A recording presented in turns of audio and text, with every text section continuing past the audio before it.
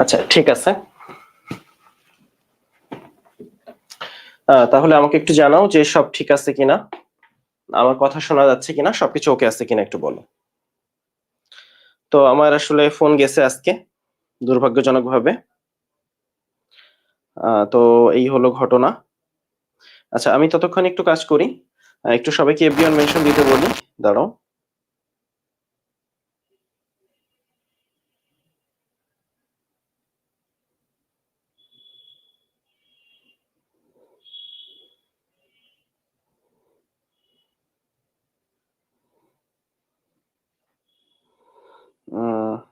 ওকে, phone গেছে আজকে। এই তো আলহামদুলিল্লাহ ভালো আছি। আসলে মনটা খারাপ। ততক্ষণ একটু কাজ করি। মনটা খারাপ কারণ হচ্ছে তোমরা জানো। তো আমি একটু শেয়ার দিচ্ছি। হ্যাঁ, একটু ক্লাসটা শেয়ার দিই। দাঁড়াও, ক্লাসটা একটু শেয়ার দিই। আমাদের একটু বলে দিই যে ক্লাসে আসো সবাই।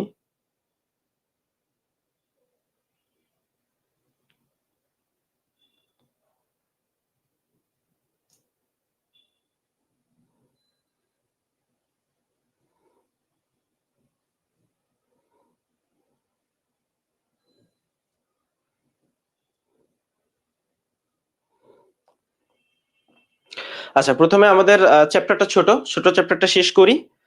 তারপর হচ্ছে আমরা মোটামুটি কথা বলবো, ঠিক আছে? তো আগে চ্যাপ্টারটা শেষ করি, তারপর হচ্ছে কথা বলবো না। তো তোমরা সবাই ক্লাস করো, হ্যাঁ? ওকে, দাঁড়াও।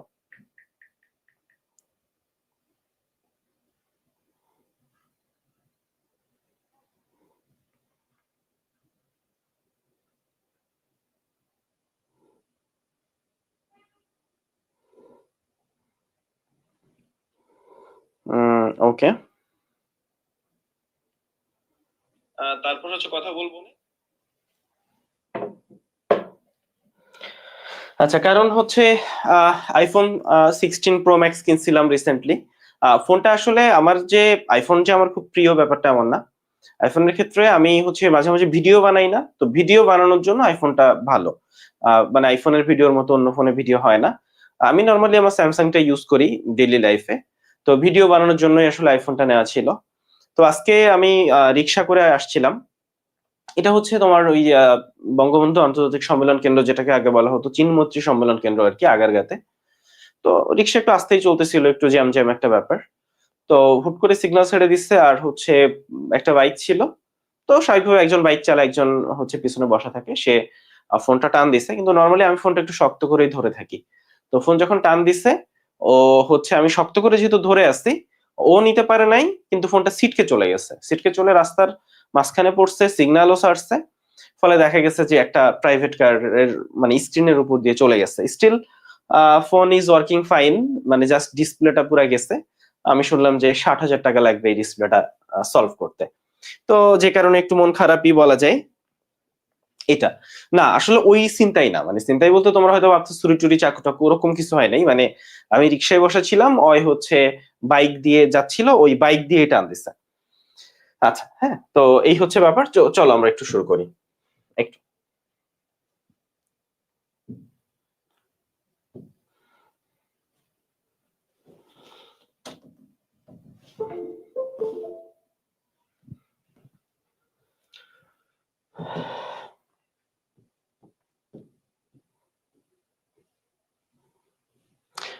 তো ক্লাস শুরুর আগে একটা কথা বলে নি, যে আমরা চাই যে তোমরা সবাই চান্স পাও। কিন্তু আসলে আমরা সবাই হয়তো চান্স পাবো না। আমরা কেউ মিস করব, কেউ পাবো। কিন্তু দিন শেষে একটা জিনিস হইতে পারে যে আমরা সবাই হয়তো পার্সোনালি তোমাদের সময় দিতে পারি না কিছু, কিন্তু কখনোই ব্যাপারটা এরকম না যে ইচ্ছা করে সময় দিই না। হয়তো ব্যস্ততা থাকে, অনেক বেশি ব্যস্ততার ভিতর দিয়ে যায়, যার জন্য তোমাদেরকে পার্সোনালি একটা মেসেজ দিলে সবসময় রিপ্লাই দেওয়া সম্ভব হয় না। কিন্তু একটা জিনিস মনে রাখবা যে তোমরা মিডিলজির উপর ভরসা করছিলা, তোমরা আমাদের স্টুডেন্ট। আমাদের কষ্টের যে জায়গাটা সেটা হচ্ছে, ধরো এখানে যে বাচ্চা কাচ্চারা আছো, অনেকেই অসংখ্য ক্লাস করছো আমার, কিন্তু হয়তো তোমার সাথে সামনাসামনি কখনো আমার দেখা হয় নাই। যেটা আসলে খুব কষ্টের, যে আমি হয়তো তোমাকে চিনি না, আমাকে আমার ফেসই চিনি না। আমি এখানে অনেক বাচ্চা কাচ্চাকে চিনি যারা আমাকে খুবই পছন্দ করো, আমাকে প্রচন্ড ভালোবাসো, কিন্তু আমি তোমার ফেসটা পর্যন্ত জানি না। এটা হচ্ছে আমার আফসোসের জায়গা। ফলে যদি কখনো আমার সাথে দেখা হয়, কথা হয়, যে কোনো ভাবে হোক, মানে অন্তত ওই পরিচয়টা দিও যে ভাইয়া আমি মেডিলোজিস্টে ছিলাম, মেডিলোজির এই ব্যাচে ছিলাম।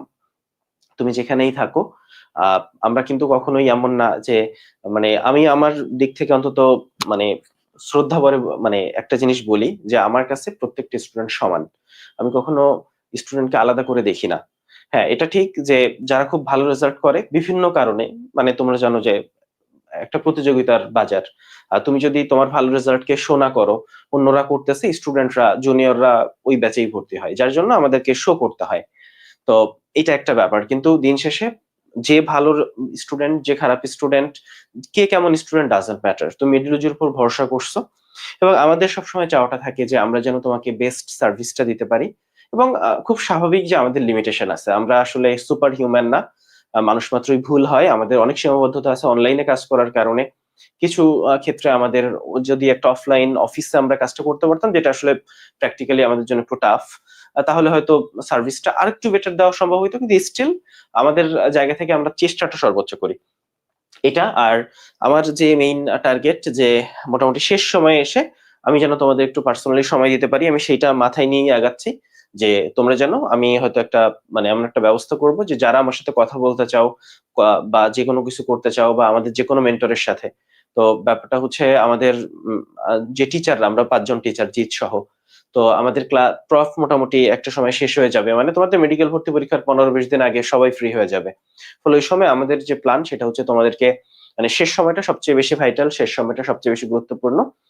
সেই জায়গায় তোমাদের ওই সার্ভিসটা আমরা দেওয়ার চেষ্টা করব। আর একটা ব্যাপার যে আমাদের ক্লাস তো শেষ হচ্ছে না, কিন্তু এরপরে আমরা আসলে সার্ভিসটাকে বেশি স্মুথ করার জন্য মোটামুটি 10 তারিখ থেকে বা 10 তারিখের আগে থেকে আমরা সব সার্ভিস লস প্রজেক্টে নিয়ে যাব। অর্থাৎ টেলিগ্রামে সব সাপোর্ট লস প্রজেক্টেই আমরা দিব। তবে হ্যাঁ, গোল্ডিগার্স এর 2টা ব্যাচ থাকবে। আসলে একটু বলি যে টেলিগ্রাম গ্রুপ মাত্র 2টা থাকবে। একটা হচ্ছে গোল্ডিগার্স 4.2, এই ব্যাচটা থাকবে, মানে যেখানে সব ফার্স্ট টাইমাররা আছে। 4S ব্যাচটা থাকবে। ফলে এই 2টা টেলিগ্রাম গ্রুপে সার্ভিস পাওয়া যাবে, এর বাইরে লস প্রজেক্টে সার্ভিস পাওয়া যাবে। অর্থাৎ মোট 3টা টেলিগ্রাম গ্রুপ থাকবে। আর হচ্ছে ফেসবুক গ্রুপ একটাতেই মোটামুটি আমরা সব সার্ভিস দিব, সেটা হচ্ছে লস প্রজেক্ট। এই হচ্ছে মোটামুটি ব্যাপার। তো তোমরা দেখছো যে তোমাদের মিম আপু, তোমাদের তিথি আপু, ফারহা, তিথি সহ মানে ফুল মেডিলজি টিম, তোমাদের নোমান ভাইয়া, আমরা আমাদের বেস্টটা দিছি।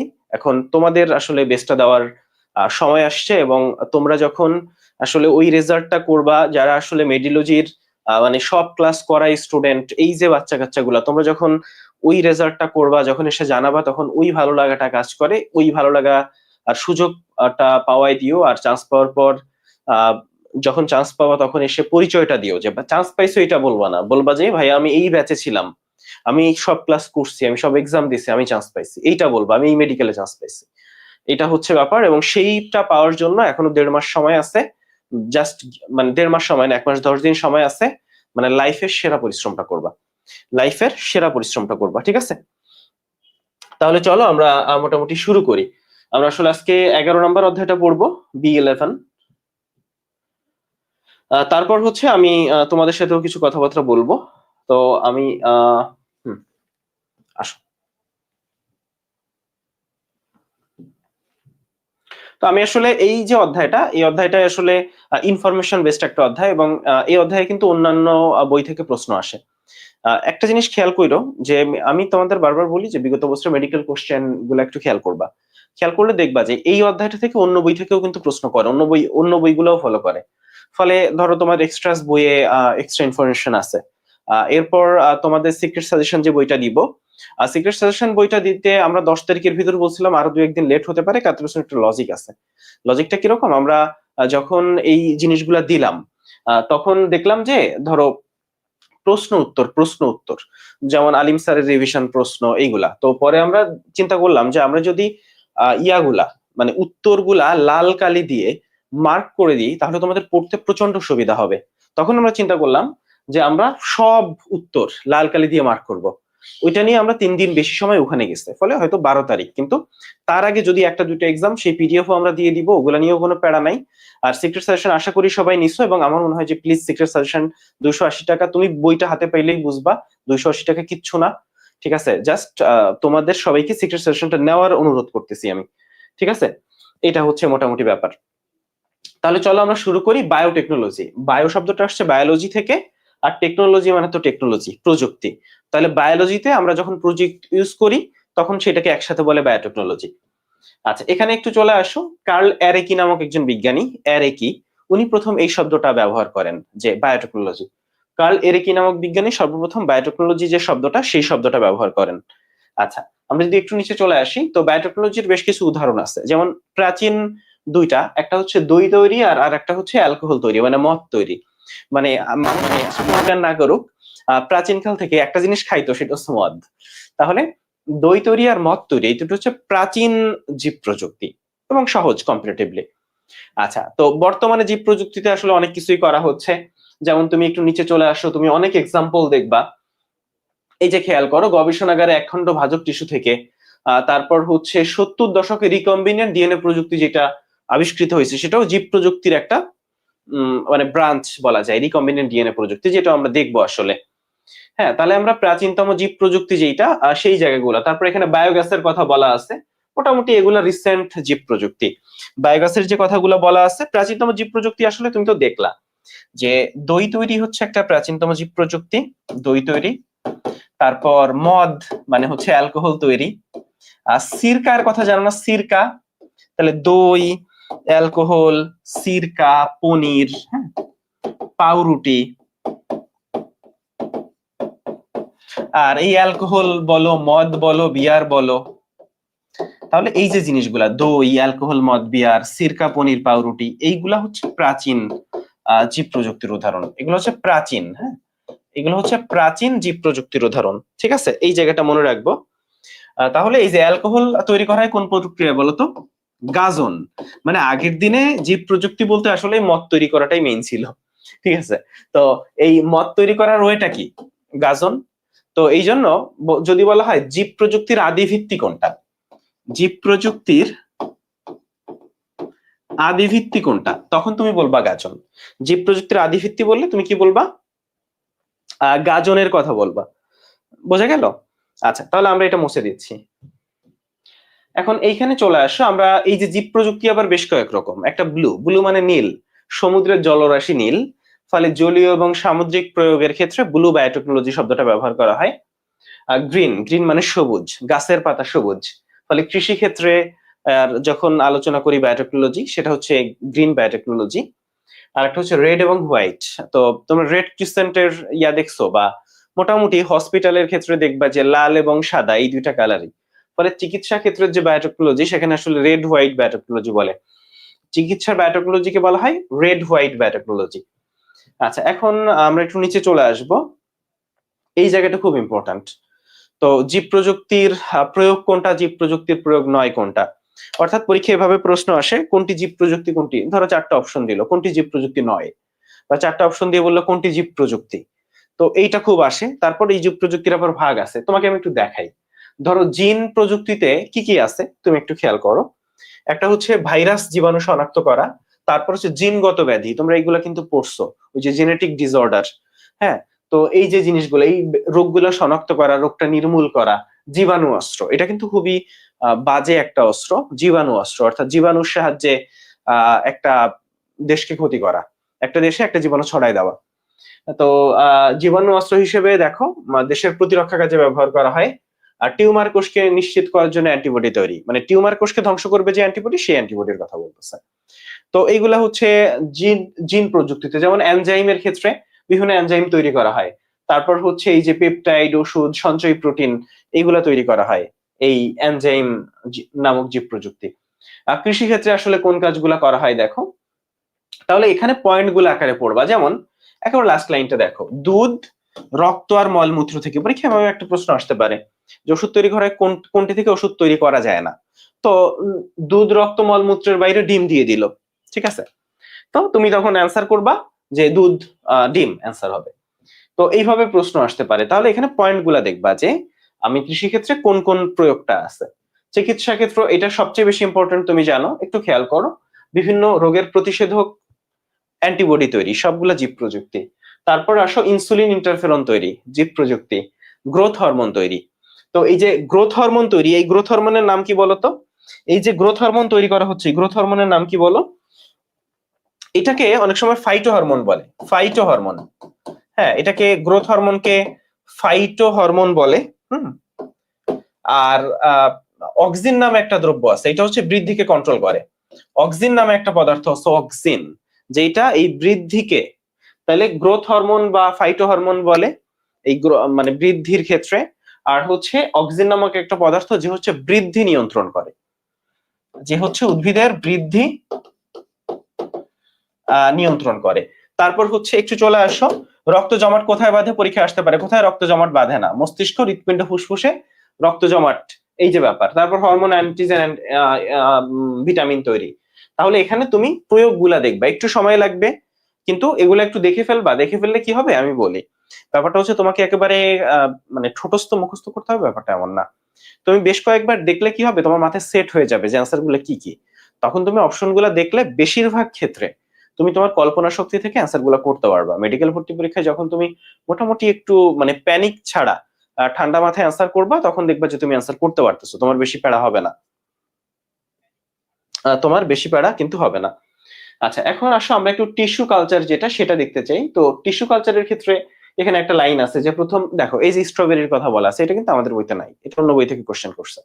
তো আমি আবারও বলি যে এই বই থেকে অন্য বই থেকে কোশ্চেন হয়, ফলে অন্যান্য বইয়ের এক্সট্রাস যে বইটা আছে ওখান থেকে তুমি অন্যান্য এক্সট্রা ইনফো যেগুলো সেগুলো দেখে ফেলবা।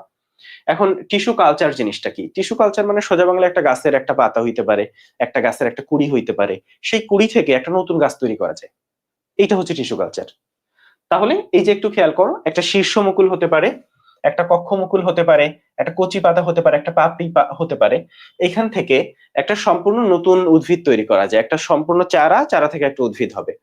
তবে এখানে গুরুত্বপূর্ণ জিনিসটা হচ্ছে ওই যে একটা জিনিস খেয়াল করো, যে একটা উদ্ভিদের শীর্ষমুকুল, কক্ষমুকুল, কচি পাতা, পাপড়ি ইউজ করা হয় কেন?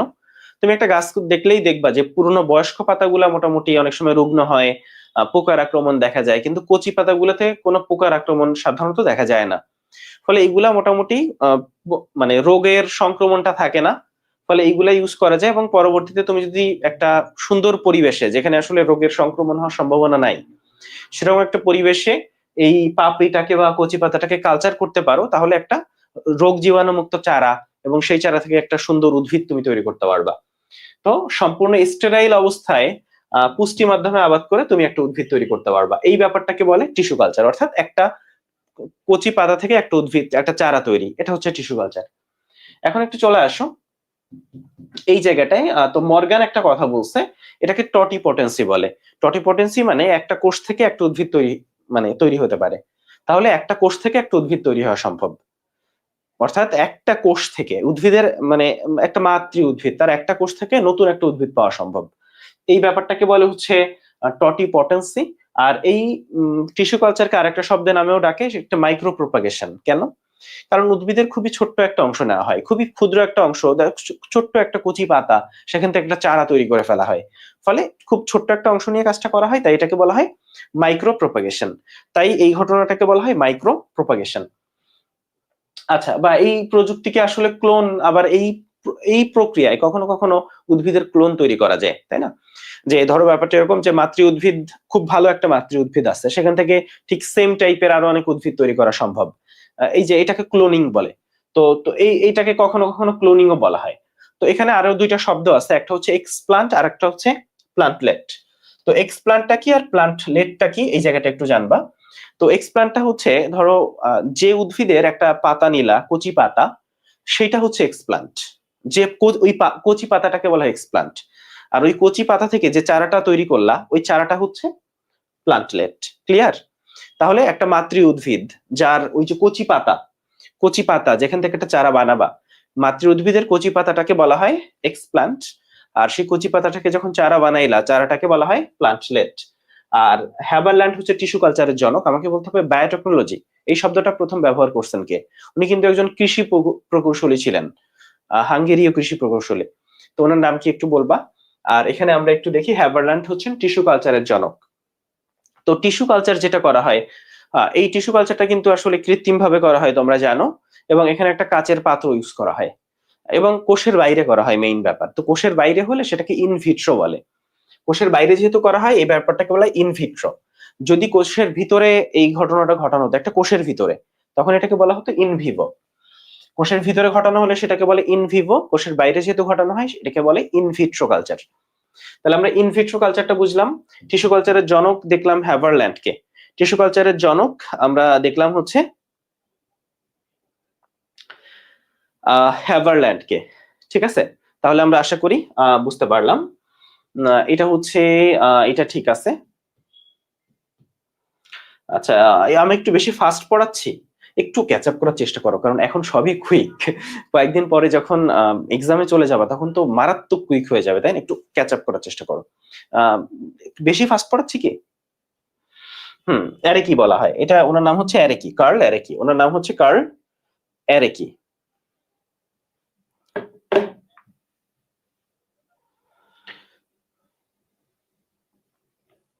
ওনার নাম কি বললাম ভাইয়া? ওনার নাম হচ্ছে, না এই চ্যাপ্টারের সালগুলা সব লাগবে না। আচ্ছা, এখন আমরা কয়েকটা জিনিস একটু দেখতে চাই। এটা হচ্ছে তোমার কালচার মিডিয়াম নামক একটা শব্দ আছে।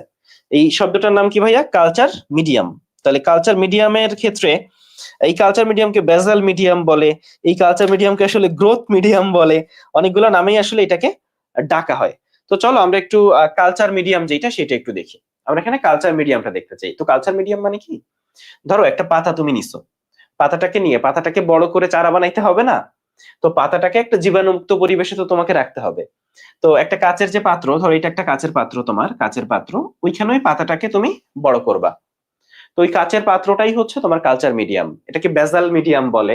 এই কালচার মিডিয়ামকে আরো নামে ডাকা হয়, যেমন এটাকে বেজাল মিডিয়াম বলে। ঠিক আছে, আচ্ছা। তো কালচার মিডিয়ামের ক্ষেত্রে আমরা একটু দেখি যে এই কালচার মিডিয়ামে কি কি করা হয়। প্রথম কথা, তাপমাত্রা 160 থেকে 180 ডিগ্রি সেলসিয়াস মেনটেন করা হয়। আর হচ্ছে নির্বীজ করা হয়, মানে সোজা বাংলায় কালচার মিডিয়ামে কোনো কিছুই মানে যেন জীবাণু যুক্ত না থাকে, সবকিছু যেন জীবাণু মুক্ত থাকে। আর একটা হচ্ছে আরো অনেক কিছু কাটাকাটি করার জন্য নিডল, স্কালপেল, ফরসেপ এগুলো ইউজ করা হয়। এগুলাকে অ্যালকোহলে চুবাই জীবাণু মুক্ত করতে হয়, 95% অ্যালকোহলে রেখে জীবাণু মুক্ত করতে হয়। তাহলে এখানে দুইটা পয়েন্ট আছে, একটা হচ্ছে কালচার মিডিয়ামের যা কিছু আছে, ধরো কাচের যে পাত্রটা সেটাকে বিশুদ্ধ করতে হবে 160 থেকে 180 ডিগ্রিতে। আর দুই নাম্বার হচ্ছে যে নিডল, ফরসেপ এগুলো ইউজ করবা, এগুলা হচ্ছে 95% অ্যালকোহলে চুবাবা। নিডল, ফরসেপ যেগুলো ইউজ করবা সেগুলা 95% অ্যালকোহলে চুবাবা। ঠিক আছে, আচ্ছা। আর এবার হচ্ছে আমাদের গোল্ড ডিগার্স এর, আমাদের সবাই সেলিব্রেশনে দাওয়াত পাবে, তবে আমাদের গোল্ড ডিগার্স এর যে বাচ্চারা তাদেরকে আমরা চেষ্টা করব যে দেখি স্পেশাল কিছু দেওয়ার জন্য, যেটা শুধুমাত্র গোল্ড ডিগার্স এর বাচ্চা কাচ্চারাই পাবে।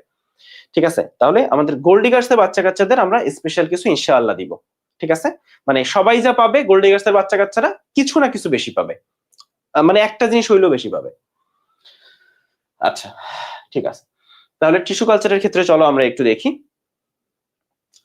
টিস্যু কালচারের ক্ষেত্রে চলো আমরা একটু দেখি। টিস্যু কালচারের যে প্রকারভেদ, সেই প্রকারভেদে আমরা যেটা দেখতে পাচ্ছি এখানে ফার্স্টে হচ্ছে টিস্যু কালচারের নামগুলো একটু দেখবা, যে টিস্যু কালচারের কি কি নাম আছে। হ্যাঁ, তো নামগুলো আমরা চলো একটু দেখি। কক্ষমুকুল culture, meristem, micro propagation, callus culture, এরপর হচ্ছে পরাগধানী কালচার। তাহলে এই নামগুলা ফার্স্টে পড়বা।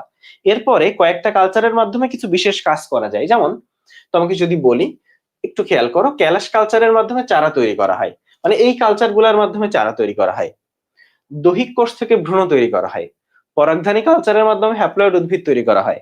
ঠিক আছে, তাহলে আমরা এই যে স্পেশাল শব্দগুলা, পরাগধানী থেকে হ্যাপ্লয়েড, দৈহিক কোষ থেকে ভ্রূণ, এই কালচার গুলা থেকে চারা তৈরি, তাহলে এই জিনিসগুলা ফার্স্টে কালচার, মানে আমাদের কালচার গুলার নাম, তারপর হচ্ছে চারা তৈরি। তাহলে কালচারটা বোঝা গেল। কালচারটা হচ্ছে ওই পাতাটাকে আমি যে কাচের পাত্রে বড় করব, ওই কাচের পাত্রের যে পরিবেশ ওইটাকেই বলে কালচার। আচ্ছা, তো টিস্যু কালচার যদি করতে চাও সেখানে আসলে কি কি করা হয় তুমি এই ছবিটা দেখো তাহলেই বুঝতে পারবা। তাহলে একটা জিনিস খেয়াল করো, এটা হচ্ছে মাতৃ উদ্ভিদ। এই গাছের ধরো তুমি একটা এই যে শীর্ষ মুকুল নিয়ে নিলা, এটা হচ্ছে তোমার এক্সপ্লান্ট, শীর্ষ মুকুলটাই হচ্ছে এক্সপ্লান্ট। এক্সপ্লান্টটাকে এই যে এটা হচ্ছে তোমার মিডিয়াম, এই যে কাচের পাত্রটা হচ্ছে মিডিয়াম। তো কাচের পাত্রকে জীবাণুমুক্ত করবে 160 থেকে 180 ডিগ্রি সেলসিয়াস তাপমাত্রায়। দুই নম্বর, এখানে যে নিডল ফরসেপ ইউজ করবে এগুলা 95% অ্যালকোহল চুবায় জীবাণুমুক্ত করবা। তারপর মিডিয়ামে এই টিস্যুটাকে স্থাপন করলা, তারপরে টিস্যু থেকে ক্যালাস আসবে। হ্যাঁ, ক্যালাস থেকে একটা চারা তৈরি হয়ে যাবে। দেখছো, যখনই তারা তৈরি হয়ে যাবে তখন আলাদা একটা মিডিয়ামে নিয়ে যেতে হবে, তখন আলাদা একটা মিডিয়ামে নিয়ে যেতে হবে।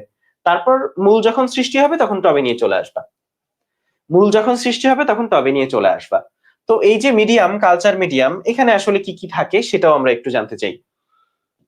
তো এখানে একটু চলে আসো, কালচার মিডিয়াম যেটা সেটাকে আসলে বেজাল মিডিয়াম বলে। মানে এই কালচার মিডিয়ামে যদি মৌলিক সব উপাদান থাকে তাহলে এটাকে বেজাল মিডিয়ামও বলে। তো এই বেজাল মিডিয়ামের পিএইচ হইতে হয় 5.5 থেকে 5.8। কালচার মিডিয়াম বলো, বেজাল মিডিয়াম বলো, যদি সব মৌলিক উপাদান থাকে ওই কালচার মিডিয়ামে সেটাকে বলে বেজাল মিডিয়াম। তো কি কি উপাদান থাকতে হয় চলো আমরা একটু দেখি। সব ম্যাক্রো এবং মাইক্রো এলিমেন্ট গুলা, অর্থাৎ মুখ্য এবং গৌণ উপাদান গুলা থাকতে হয়। ভিটামিন থাকতে হয়, সুক্রোজ, তবে সুক্রোজ কত পার্সেন্ট, 2 থেকে 4% সুক্রোজ থাকতে হয়। ফাইটো হরমোন থাকতে হয়, এই জিনিসগুলো, ওই যে ফাইটো হরমোনের কথা বললাম, হ্যাঁ, তো এই ফাইটো হরমোন থাকতে হয়, এই জিনিসগুলো আসলে মিডিয়ামে থাকতে হয়। আর একটা চমৎকার ব্যাপার আছে, অ্যাগার। অ্যাগার কি কারণে ব্যবহৃত হয়? মাধ্যমকে ঘন করতে অ্যাগার ব্যবহৃত হয়। তাহলে কি কি লাগে চলো আমরা একটু দেখি। Macro micro element, vitamin, sucrose, তারপর হচ্ছে ফাইটো হরমোন, এগুলো থাকতে হয়। মাধ্যমকে ঘন করতে ব্যবহৃত হয় অ্যাগার। আর পিএইচ থাকতে হয় মিডিয়ামের 5.5 থেকে 5.8। এটা হচ্ছে মিডিয়ামের কন্ডিশন। এটা হচ্ছে একটা পারফেক্ট মিডিয়াম যেটাকে আমরা বলছি, সেই মিডিয়ামের কন্ডিশন। ঠিক আছে, আমরা আশা করি বুঝতে পারছি। এখন আমরা একটু জীবাণুমুক্তকরণ বা নির্বীজকরণ যেটা, সেটা দেখতে চাই। এখন আমরা একটু জীবাণুমুক্তকরণ, ফলে মোটামুটি গোল্ডিগার্সে তুমি আসো, তুমি স্পেশাল ট্রিটমেন্ট পাবা মিডিলজি থেকে। তো এখন কাজ হচ্ছে চান্স পাওয়া, ঠিক আছে, চান্স পাওয়া। সেলিব্রেশনে আমি তোমাকে দেখতে চাই, আমি তোমার সাথে দেখা করতে চাই, তুমি আমার সাথে এমনিতেও দেখা করতে পারবা, কিন্তু আমার চাওয়া হচ্ছে তোমার সাথে যেন আমার সেলিব্রেশনের দিন দেখা হয়। সেলিব্রেশনে এবার আমরা অনেক ভালোভাবে করতে চাই সেলিব্রেশনটা, অন্য যে কোনো বারের তুলনায় সবচেয়ে ভালো একটা সেলিব্রেশন করতে চাই। এবং সেক্ষেত্রে তোমরাই আসলে সেই সেলিব্রেশনের কি বলা যায় সবচেয়ে বড় আকর্ষণ, সবচেয়ে বড় কেন্দ্রবিন্দু। এবং আমি চাই তোমাদের সাথে দেখা করতে, এটা হচ্ছে সবচেয়ে বড় কথা। কারণ তোমার সাথে যদি সেলিব্রেশন আমার দেখা না হয়, অনেক বাচ্চা কাচ্চারা আছে যাদের সাথে আমার সারা জীবনে কোনোদিন দেখা হবে না, ফলে আমি যেন তোমার সাথে সেলিব্রেশনে দেখা করতে পারি।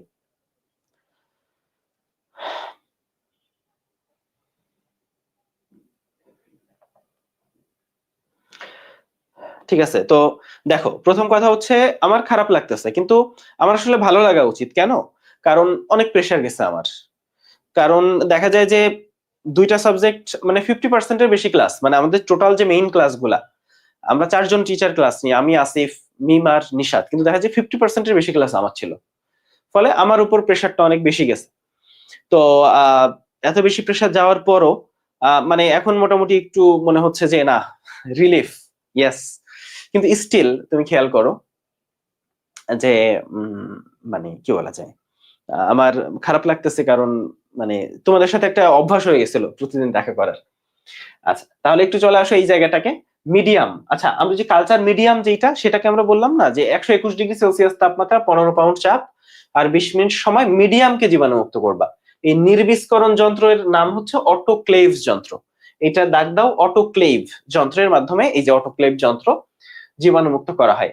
তো এরপরে মানে ফার্স্টে কালচার মিডিয়ামকে জীবাণুমুক্ত করবা, কিভাবে করবা সেটা তুমি জানো। কালচার মিডিয়ামে কি কি লাগবে সেটা তুমি জানো। মাধ্যমকে ঘন করতে 11 জানো, বলো তো কত পার্সেন্ট সুক্রোজ ব্যবহার করা হয় কালচার মিডিয়ামে? তো জীবাণুমুক্ত করলা, মিডিয়ামকে জীবাণুমুক্ত করলা, মিডিয়ামে তুমি সব উপাদান দিলা, তারপরে এক্সপ্লান্টটাকে স্থাপন করবা। এক্সপ্লান্টটাকে স্থাপন করার পরই তোমাকে একটা, ধরো যে রুমে এক্সপ্লান্টটা নিছো, এটা কিন্তু কৃত্রিম ভাবে করতেছো, একটা রুমে ঘটনাটা ঘটাচ্ছ। তো রুমের টেম্পারেচার হইতে হবে 3000 থেকে 5000 লাক্স, বা 1000 থেকে 3000 লাক্স। এই লাক্সটাই কিন্তু আসলে আলো, তোমার একটা বাল্ব কতটুকু আলো দেয়, এটা সবচেয়ে ভালো বোঝা যায় লাক্সের মাধ্যমে। আমরা প্রায় ওয়াট দেখি, এত ওয়াটের বাল্ব, তাইলে বেশি আলো দিবে, ব্যাপারটা এরকম না। ওয়াট মানেও বেশি কারেন্ট খাবে, আর লাক্স মানে হচ্ছে ও কি পরিমাণ আলো দিবে। আচ্ছা, তাহলে আসো, 17 থেকে 20°C আর আর্দ্রতা, মানে ওই রুমে পানির পরিমাণ হবে 70 থেকে 75%। এরকম একটা কন্ডিশনে তোমার ওই এক্সপ্লান্টটাকে স্থাপন করতে হবে, টিস্যুটাকে স্থাপন করতে হবে, তারপর টিস্যু থেকে ক্যালাস সৃষ্টি হবে। ক্যালাস সৃষ্টি হওয়ার পর সেখান থেকে চারা হবে, তারপর পৃথক একটা মিডিয়ামে নিবা, তারপর সেখান থেকে মূল হবে, মূল হলে আর একটা টবে নিয়ে চলে আসবা। তো এরপর মূল উৎপাদক স্থানান্তর, চারা উৎপাদন, চারা টবে স্থানান্তর, মাঠ পর্যায়ে নিয়ে আসবা। এটা হচ্ছে মোটামুটি ব্যাপার। এখন একটু চলে আসো টিস্যু কালচার প্রযুক্তির ভূমিকা। তো পরীক্ষা আসতে পারে টিস্যু কালচার প্রযুক্তির ভূমিকা কোনটা, টিস্যু কালচার প্রযুক্তির ভূমিকা না কোনটা। ঠিক আছে, এখন একটু চলে আসো এই জায়গাটা আমরা আসি, যে টিস্যু কালচার প্রযুক্তির ভূমিকা কোনটা, ভূমিকা না কোনটা। তো এখন প্রথম নাম্বার হচ্ছে হুবহু মাতৃ গুণাগুণ সম্পন্ন, যেটা হচ্ছে মাইক্রো প্রোপাগেশন। তাহলে মানে এখানে যেটা হয় যে মাতৃ উদ্ভিদের যা গুণ, চারা যেটা সেটার গুণাগুণ সম্পূর্ণ একই হয়, মাইক্রো প্রোপাগেশন বলতেছে। তো এখানে একটা কথা আছে, যেসব উদ্ভিদের বীজ তৈরি করা সম্ভব হয় না, যেমন সাগরকলা গাছ, কোনো বীজ নাই, তখন কি হয়, তখন এদেরকে টিস্যু কালচার প্রযুক্তির মাধ্যমে আসলে এই চারা তৈরি করা হয়। থুজা সাগরকলার ক্ষেত্রে এই ঘটনাটা ঘটানো হয়। এরপরে একটু চলে আসো, তো এখানে দেখো এই যে একটা টিস্যু কালচারের প্রয়োগ যেটা, এই চার্টটা একটু দেখবা, এই যে চার্টে যা আছে না, এইটা একটু দেখবা, এই চার্টটা পড়বা, অবশ্যই পড়বা, ঠিক আছে? এটা সবাই স্টার দাও। আচ্ছা, এখন আসো রোগমুক্ত উদ্ভিদ তৈরি। তো তুমি এখানে এক্সাম্পল পাবা, আলু আখ, ঠিক আছে? এক্সাম্পল গুলা দাগ দাও।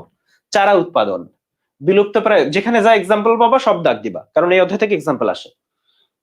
ভ্রূণ কালচার প্রযুক্তির মাধ্যমে উদ্ভিদের কৃত্রিম প্রজনন, সংকর উদ্ভিদ উৎপাদনের ক্ষেত্রে প্রোটোপ্লাস্ট ফিউশন, এটা একটু দেখাই তোমাকে। তো প্রোটোপ্লাস্ট, তুমি কোষের গঠন অধ্যায় প্রোটোপ্লাস্ট পড়ছো, বলো তো প্রোটোপ্লাস্ট কি জিনিস? প্রোটোপ্লাস্ট কি ছিল? প্রোটোপ্লাস্ট, প্রোটোপ্লাজম, তাই না? তো এই যে প্রোটোপ্লাস্ট, এখন তোমাকে একটা জিনিস মনে রাখতে হবে, এখানে একটু চলে আসো। প্রোটোপ্লাস্টের মিলন মানে হচ্ছে এখানে সাইটোপ্লাজমের মিলন, এখানে কিন্তু নিউক্লিয়াসের মিলনটা হয় না। প্রোটোপ্লাস্টের মিলন মানে সাইটোপ্লাজমের মিলন, এখানে নিউক্লিয়াসের মিলন হয় না। এবং যে উদ্ভিদটা তৈরি হবে তার নাম সোমাটিক হাইব্রিড, সংক্ষেপে কি বলে? সাইব্রিড। সাইব্রিড। তাহলে আবারও বলি, প্রোটোপ্লাস্টের মিলনে আসলে নিউক্লিয়াসের মিলন হয় না, সাইটোপ্লাজমের মিলনটা হয়। এটাকে কি বলে? সোমাটিক হাইব্রিড, সংক্ষেপে কি বলে? সাইব্রিড। তো যেমন এইরকম একটা এক্সাম্পল হচ্ছে আলু আর টমেটো থেকে পোম্যাটো। আলু মানে পটেটো, আর টমেটো তো টমেটো, তো পটেটো আর টমেটো, পোম্যাটো। তো এই যে পোম্যাটো, এটা আসলে একটা প্রোটোপ্লাস্ট ফিউশনের একটা এক্সাম্পল। পটেটো হচ্ছে, গোল আলু হচ্ছে প্রোটোপ্লাস্ট ফিউশন এর একটা এক্সাম্পল।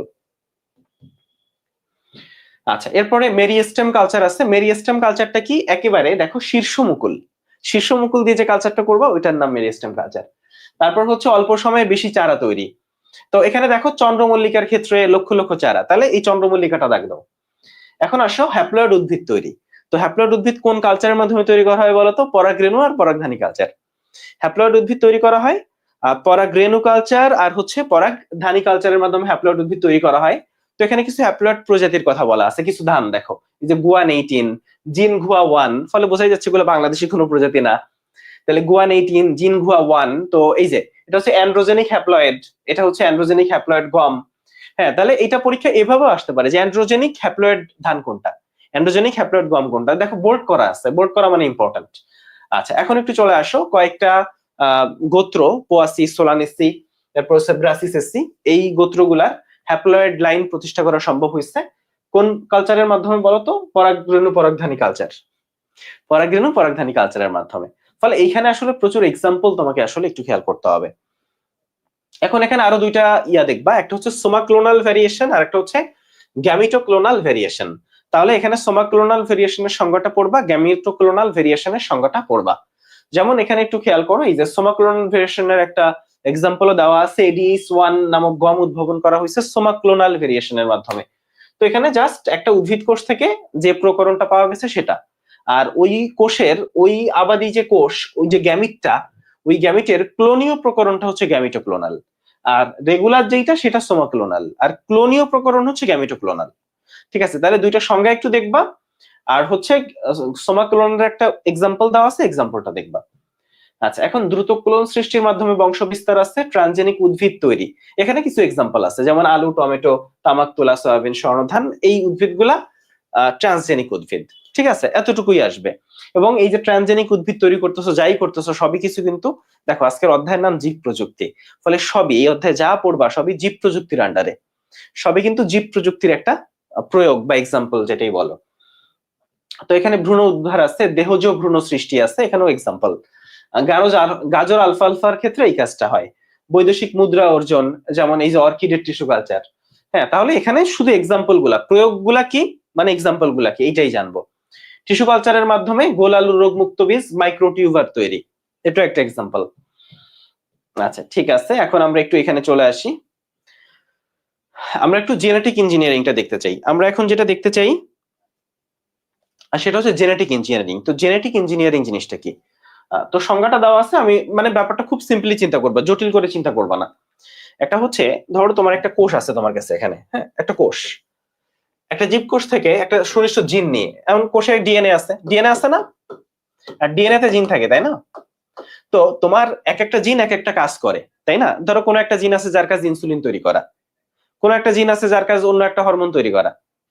তো এক একটা জিনের কাজ একটা, তোমার কোন জিনটা লাগবে আগে ফিক্স করবা যে আমার এই জিন দরকার। তাহলে ওই কোষের ডিএনএ থেকে ওই জিনটা তুমি নিবা, জিনটা নিয়ে অন্য একটা কোষে তুমি স্থাপন করবা, অন্য একটা, এখন এই জিনই সবকিছু। তাইলে দেখো ধরো এই কোষটাই ইনসুলিন তৈরি হইতো না, কথার কথা, তাইলে এই ইনসুলিন তৈরি জিনটা নিয়া এই কোষের জিনে ইনসুলিন তৈরি হয়, তাহলে এই জিনটা নিয়ে এই কোষে বসাই দিই, তাইলে এই কোষটাও তখন ইনসুলিন তৈরি করবে।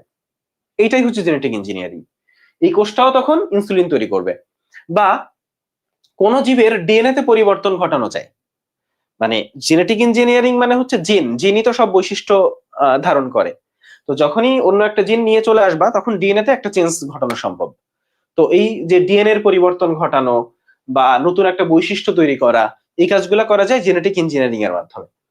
তাহলে এই জেনেটিক ইঞ্জিনিয়ারিং এর মাধ্যমে যারা তৈরি হয়, যেমন তাদেরকে বলে জিএমও, জেনেটিক্যালি মডিফাইড অর্গানিজম। এটা এই যে জেনেটিক ইঞ্জিনিয়ারিং, এটা উদ্ভিদ থেকে প্রাণীতে করা যায়, প্রাণী থেকে উদ্ভিদে করা যায়, প্রাণী থেকে প্রাণী, উদ্ভিদ থেকে উদ্ভিদে করা যায়। তাহলে এটাকে জিইও বলে, জেনেটিক্যালি ইঞ্জিনিয়ার্ড অর্গানিজম। তাহলে এগুলাকে বেশ কিছু নামে ডাকা হয়, বা ট্রান্সজেনিক্স বলা হয়, ট্রান্সজেনিক্স। তো জেনেটিক ইঞ্জিনিয়ারিং এর মাধ্যমে যারা তৈরি হয় তারা ট্রান্সজেনিক বা জিইও বা জিএমও এই নামগুলোতে ডাকা হয়। যেমন এখানে একটা খুব চমৎকার উদাহরণ আছে, যেটা ইনসুলিনের কথা বলছিলাম। তোমরা জানো ইনসুলিনের কাজ কিন্তু তোমার রক্তে গ্লুকোজের পরিমাণ কমানো। তো ইনসুলিন যদি বডিতে কমে যায় তাহলে রক্তে কিন্তু গ্লুকোজ বেড়ে যায় এবং সেক্ষেত্রে ডায়াবেটিস হওয়ার একটা ঝুঁকি থাকে। ফলে কোনো কোনো মানুষের বডি ইনসুলিন কম প্রডিউস করে, তো তখন দেখা যায় যে তার রক্তে গ্লুকোজ বেশি হয়ে যায়, তার ডায়াবেটিস হয়ে যায়। তো তখন কি হয়, তাকে ইনজেকশনের মাধ্যমে ইনসুলিন পুশ করা হয় বডিতে। ফলে এই ইনসুলিন এসে রক্তের গ্লুকোজটা কমায় রাখে, ফলে তার ডায়াবেটিসটা কন্ট্রোলে থাকে। এখন ইনসুলিন তৈরির জিন, এখন ইনসুলিন কিভাবে তুমি তৈরি করবা? তোমাকে তো ল্যাবে তৈরি করতে হবে। তাহলে মানুষের একটা কোষ থেকে যে জিনটা ইনসুলিন তৈরি করে মানুষের কোষের, সেই জিনটাকে নিয়ে একটা ব্যাকটেরিয়াতে দিবা, ব্যাকটেরিয়ার মাধ্যমে প্রচুর ইনসুলিন তৈরি করবা, তারপর ওইটাকে তুমি বাজারজাত করবা ওই ইনসুলিনকে, ওইটাই ইনজেকশনের মাধ্যমে মানুষের বডিতে ঢোকানো হয়।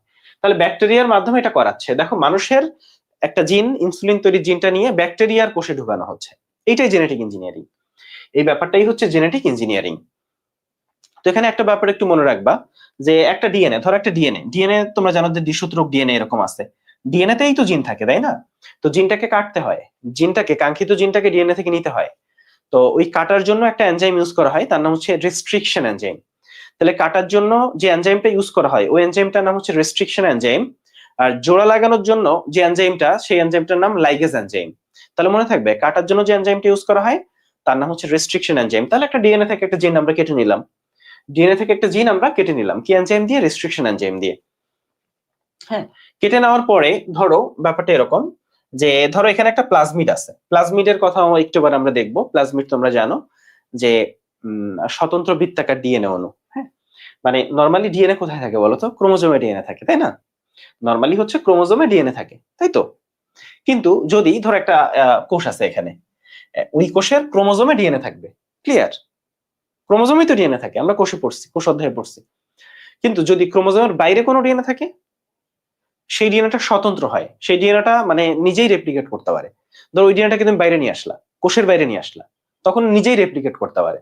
নিজে রেপ্লিকেট করতে মানে ও, মানে নিজে রেপ্লিকেট করতে পারে মানে ওর যোগ্যতা আছে, ঠিক আছে? ও মানে ওর বস লেভেলের জিনিস। তাইলে যে এমন একটা ডিএনএ, স্বতন্ত্র ডিএনএ, যে ডিএনএটা ক্রোমোজোমের বাইরে থাকে, কোষে থাকে কিন্তু ক্রোমোজোমের বাইরে, সেই ডিএনএটার নাম প্লাজমিড। তো তখন কি হয়, যে ওই মানুষের ধরো ইনসুলিন তৈরির যে জিনটা, সেটা প্লাজমিডের ভিতরে ঢুকানো হয়, তখন নতুন একটা ডিএনএ তৈরি হয়ে যায়।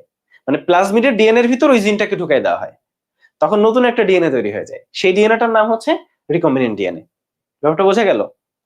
মানে প্লাজমিড হচ্ছে একটা বাহক বা ভেক্টর বলে, অর্থাৎ ব্যাপারটা এরকম যে, আচ্ছা পরে দেখাচ্ছি এটা। আচ্ছা, আসলে রিকম্বিনেন্ট ডিএনএ প্রযুক্তির যে ব্যাপারটা সেটা একটু দেখি। তো এখানে এই প্রক্রিয়াকে জিন ক্লোনিংও বলে, এই প্রক্রিয়াকে আসলে জিন ক্লোনিংও বলে। এখানে বেশ কিছু প্রয়োগ তুমি পাচ্ছ, যেমন দেখো ইকোলাই, অ্যাগ্রোব্যাকটেরিয়াম, আমরা ব্যাকটেরিয়া ব্যবহার করি। সংক্ষেপে আমি তোমাকে ব্যাপারটা বলি যে কি ঘটনা ঘটে। তো এখানে একটা কোষ আছে, ধরো কোষ 1, প্রথম কোষ। কোষে ডিএনএ আছে, হ্যাঁ, ডিএনএ তে কি আছে? জিন আছে। তোমার কাঙ্ক্ষিত জিনটা তুমি ফার্স্টে ফিক্স করলা, ফিক্স করে এই জিনটাকে কাটবা কিভাবে? রেস্ট্রিকশন এনজাইম দিয়ে। তাহলে তোমার কাঙ্ক্ষিত এই জিনটা তোমার দরকার, ধরো এই জিনটা ইনসুলিন তৈরি করে, তাহলে এই জিনটা তোমার দরকার, ঠিক আছে? এই জিনটাকে তুমি নিলা, রেস্ট্রিকশন এনজাইম কাটলা, কাইটা তোমার এখানে একটা প্লাজমিড আছে, এটার নাম কি? প্লাজমিড। প্লাজমিডের এখানে ডিএনএ আছে, তো এর ডিএনএ থেকে জিনটা কাটলা রেস্ট্রিকশন এনজাইম দিয়ে। এই প্রথম কোষের ডিএনএ থেকে জিনটা কাটলা রেস্ট্রিকশন এনজাইম দিয়ে। এখন এই প্লাজমিডের ডিএনএ তে এটা লাগাবা, তাহলে প্লাজমিডের ডিএনএটাও কাটা লাগবে না? মানে প্লাজমিডের ডিএনএ এর একটা অংশ কেটে ফেলে দিয়ে তো ওই জায়গায় লাগাবা, তাই না? তো তখন এই ডিএনএ এর জিনটাকে কাটলা, আবার প্লাজমিডের একটা অংশ কেটে ফেলে দিয়ে ওই জায়গায় হচ্ছে এই জিনটাকে ঢুকাইলা। তখন পুরনো ডিএনএ থেকে নতুন এই জিনটাকে লাগানোর পরে নতুন যে ডিএনএ তৈরি হইলো সেইটার নাম হচ্ছে রিকম্বিনেন্ট ডিএনএ। এখন তখন এই রিকম্বিনেন্ট ডিএনএ যেটা তুমি পাইলা, নতুন ডিএনএ, এই জিনটাকে ঢুকানোর পরে নতুন যে ডিএনএটা পাইলা, এই প্লাজমিডটাকে তুমি একটা ব্যাকটেরিয়ার বডিতে নিয়ে আসবা। হ্যাঁ, একটা ব্যাকটেরিয়া, এখানে ধরো একটা ব্যাকটেরিয়া আছে, ব্যাকটেরিয়ার বডিতে এই ডিএনএটাকে ঢুকাবা। এই রিকম্বিনেন্ট ডিএনএ যেটা, সেটাকে ব্যাকটেরিয়ার বডিতে ঢুকাইতে হবে, কারণ এই ব্যাকটেরিয়ার বডিতেই তুমি আসলে এই বাণিজ্যিকভাবে উৎপাদন করবা, ঠিক আছে? তারপর তুমি মানে কিভাবে ইউজ করবা, বাণিজ্যিকভাবে বাজারে ছাড়বা, নাকি নতুন একটা উদ্ভিদ তৈরি করবা, নাকি নতুন একটা প্রাণী তৈরি করবা, তার উপর ভিত্তি করে ওই উদ্ভিদের বডিতে ঢুকাবা, ওই প্রাণীর বডিতে ঢুকাবা বা বাজারে ছাড়বা, সেটা আলাদা ব্যাপার। কিন্তু এই ব্যাকটেরিয়ার বডিতেই তুমি এটাকে মানে ইয়া করবা, মানে ওই যে ক্লোন করে করে প্রচুর ইনসুলিন তৈরি করবা। তো রিকম্বিনেন্ট ডিএনএ কে ব্যাকটেরিয়ার বডিতে ঢুকাইতে হবে। ব্যাকটেরিয়া, কারণ একটা জিনিস বুঝছো, প্লাজমিড জিনিসটা কি? প্লাজমিড হচ্ছে একটা ব্যাকটেরিয়ার বডিতে থাকা একটা স্বতন্ত্র ডিএনএ, বুঝছো? একটা ব্যাকটেরিয়ার, এটা একটা ব্যাকটেরিয়া, একটা ব্যাকটেরিয়ার বডি থেকে একটা স্বতন্ত্র ডিএনএ। ফলে প্লাজমিড যেহেতু ব্যাকটেরিয়ার বডিতে থাকে, তাই প্লাজমিডকে ব্যাকটেরিয়ার বডিতে ঢুকানো যায়। কিন্তু এই ব্যাকটেরিয়ার বডিতে তো আর এই প্লাজমিড ছিল না, ফলে এই ব্যাকটেরিয়া প্লাজমিডকে নিতে চাইবে না, এই রিকম্বিনেন্ট ডিএনএটাকে নিতে চাইবে না। তখন একটু জোর করে কিছু প্রক্রিয়া আছে, ইলেকট্রোপোরেশন বলে, আরো বিভিন্ন প্রক্রিয়া আছে, যে প্রক্রিয়ার মাধ্যমে এই ব্যাকটেরিয়াটাকে হচ্ছে এই রিকম্বিনেন্ট ডিএনএটাকে ঢুকানো হয়। তারপরে ব্যাকটেরিয়ার বডিতে হচ্ছে এটাকে অনেক বেশি ইয়া করা হয়, কি বলা যায়, অনেক বেশি তৈরি করা হয়, তৈরি করে তারপর পরবর্তীতে একটা উদ্ভিদে দেওয়া হয় বা একটা প্রাণীতে ঢুকানো হয় তোমার প্রয়োজন অনুযায়ী, বা বাজারজাত করা হয়, ইত্যাদি ইত্যাদি। ব্যাপারটা কি আমরা বুঝতে পারলাম? মানে ব্যাপারটা এতটাই সিম্পল। ব্যাপারটা কি বুঝতে পারছো কিনা?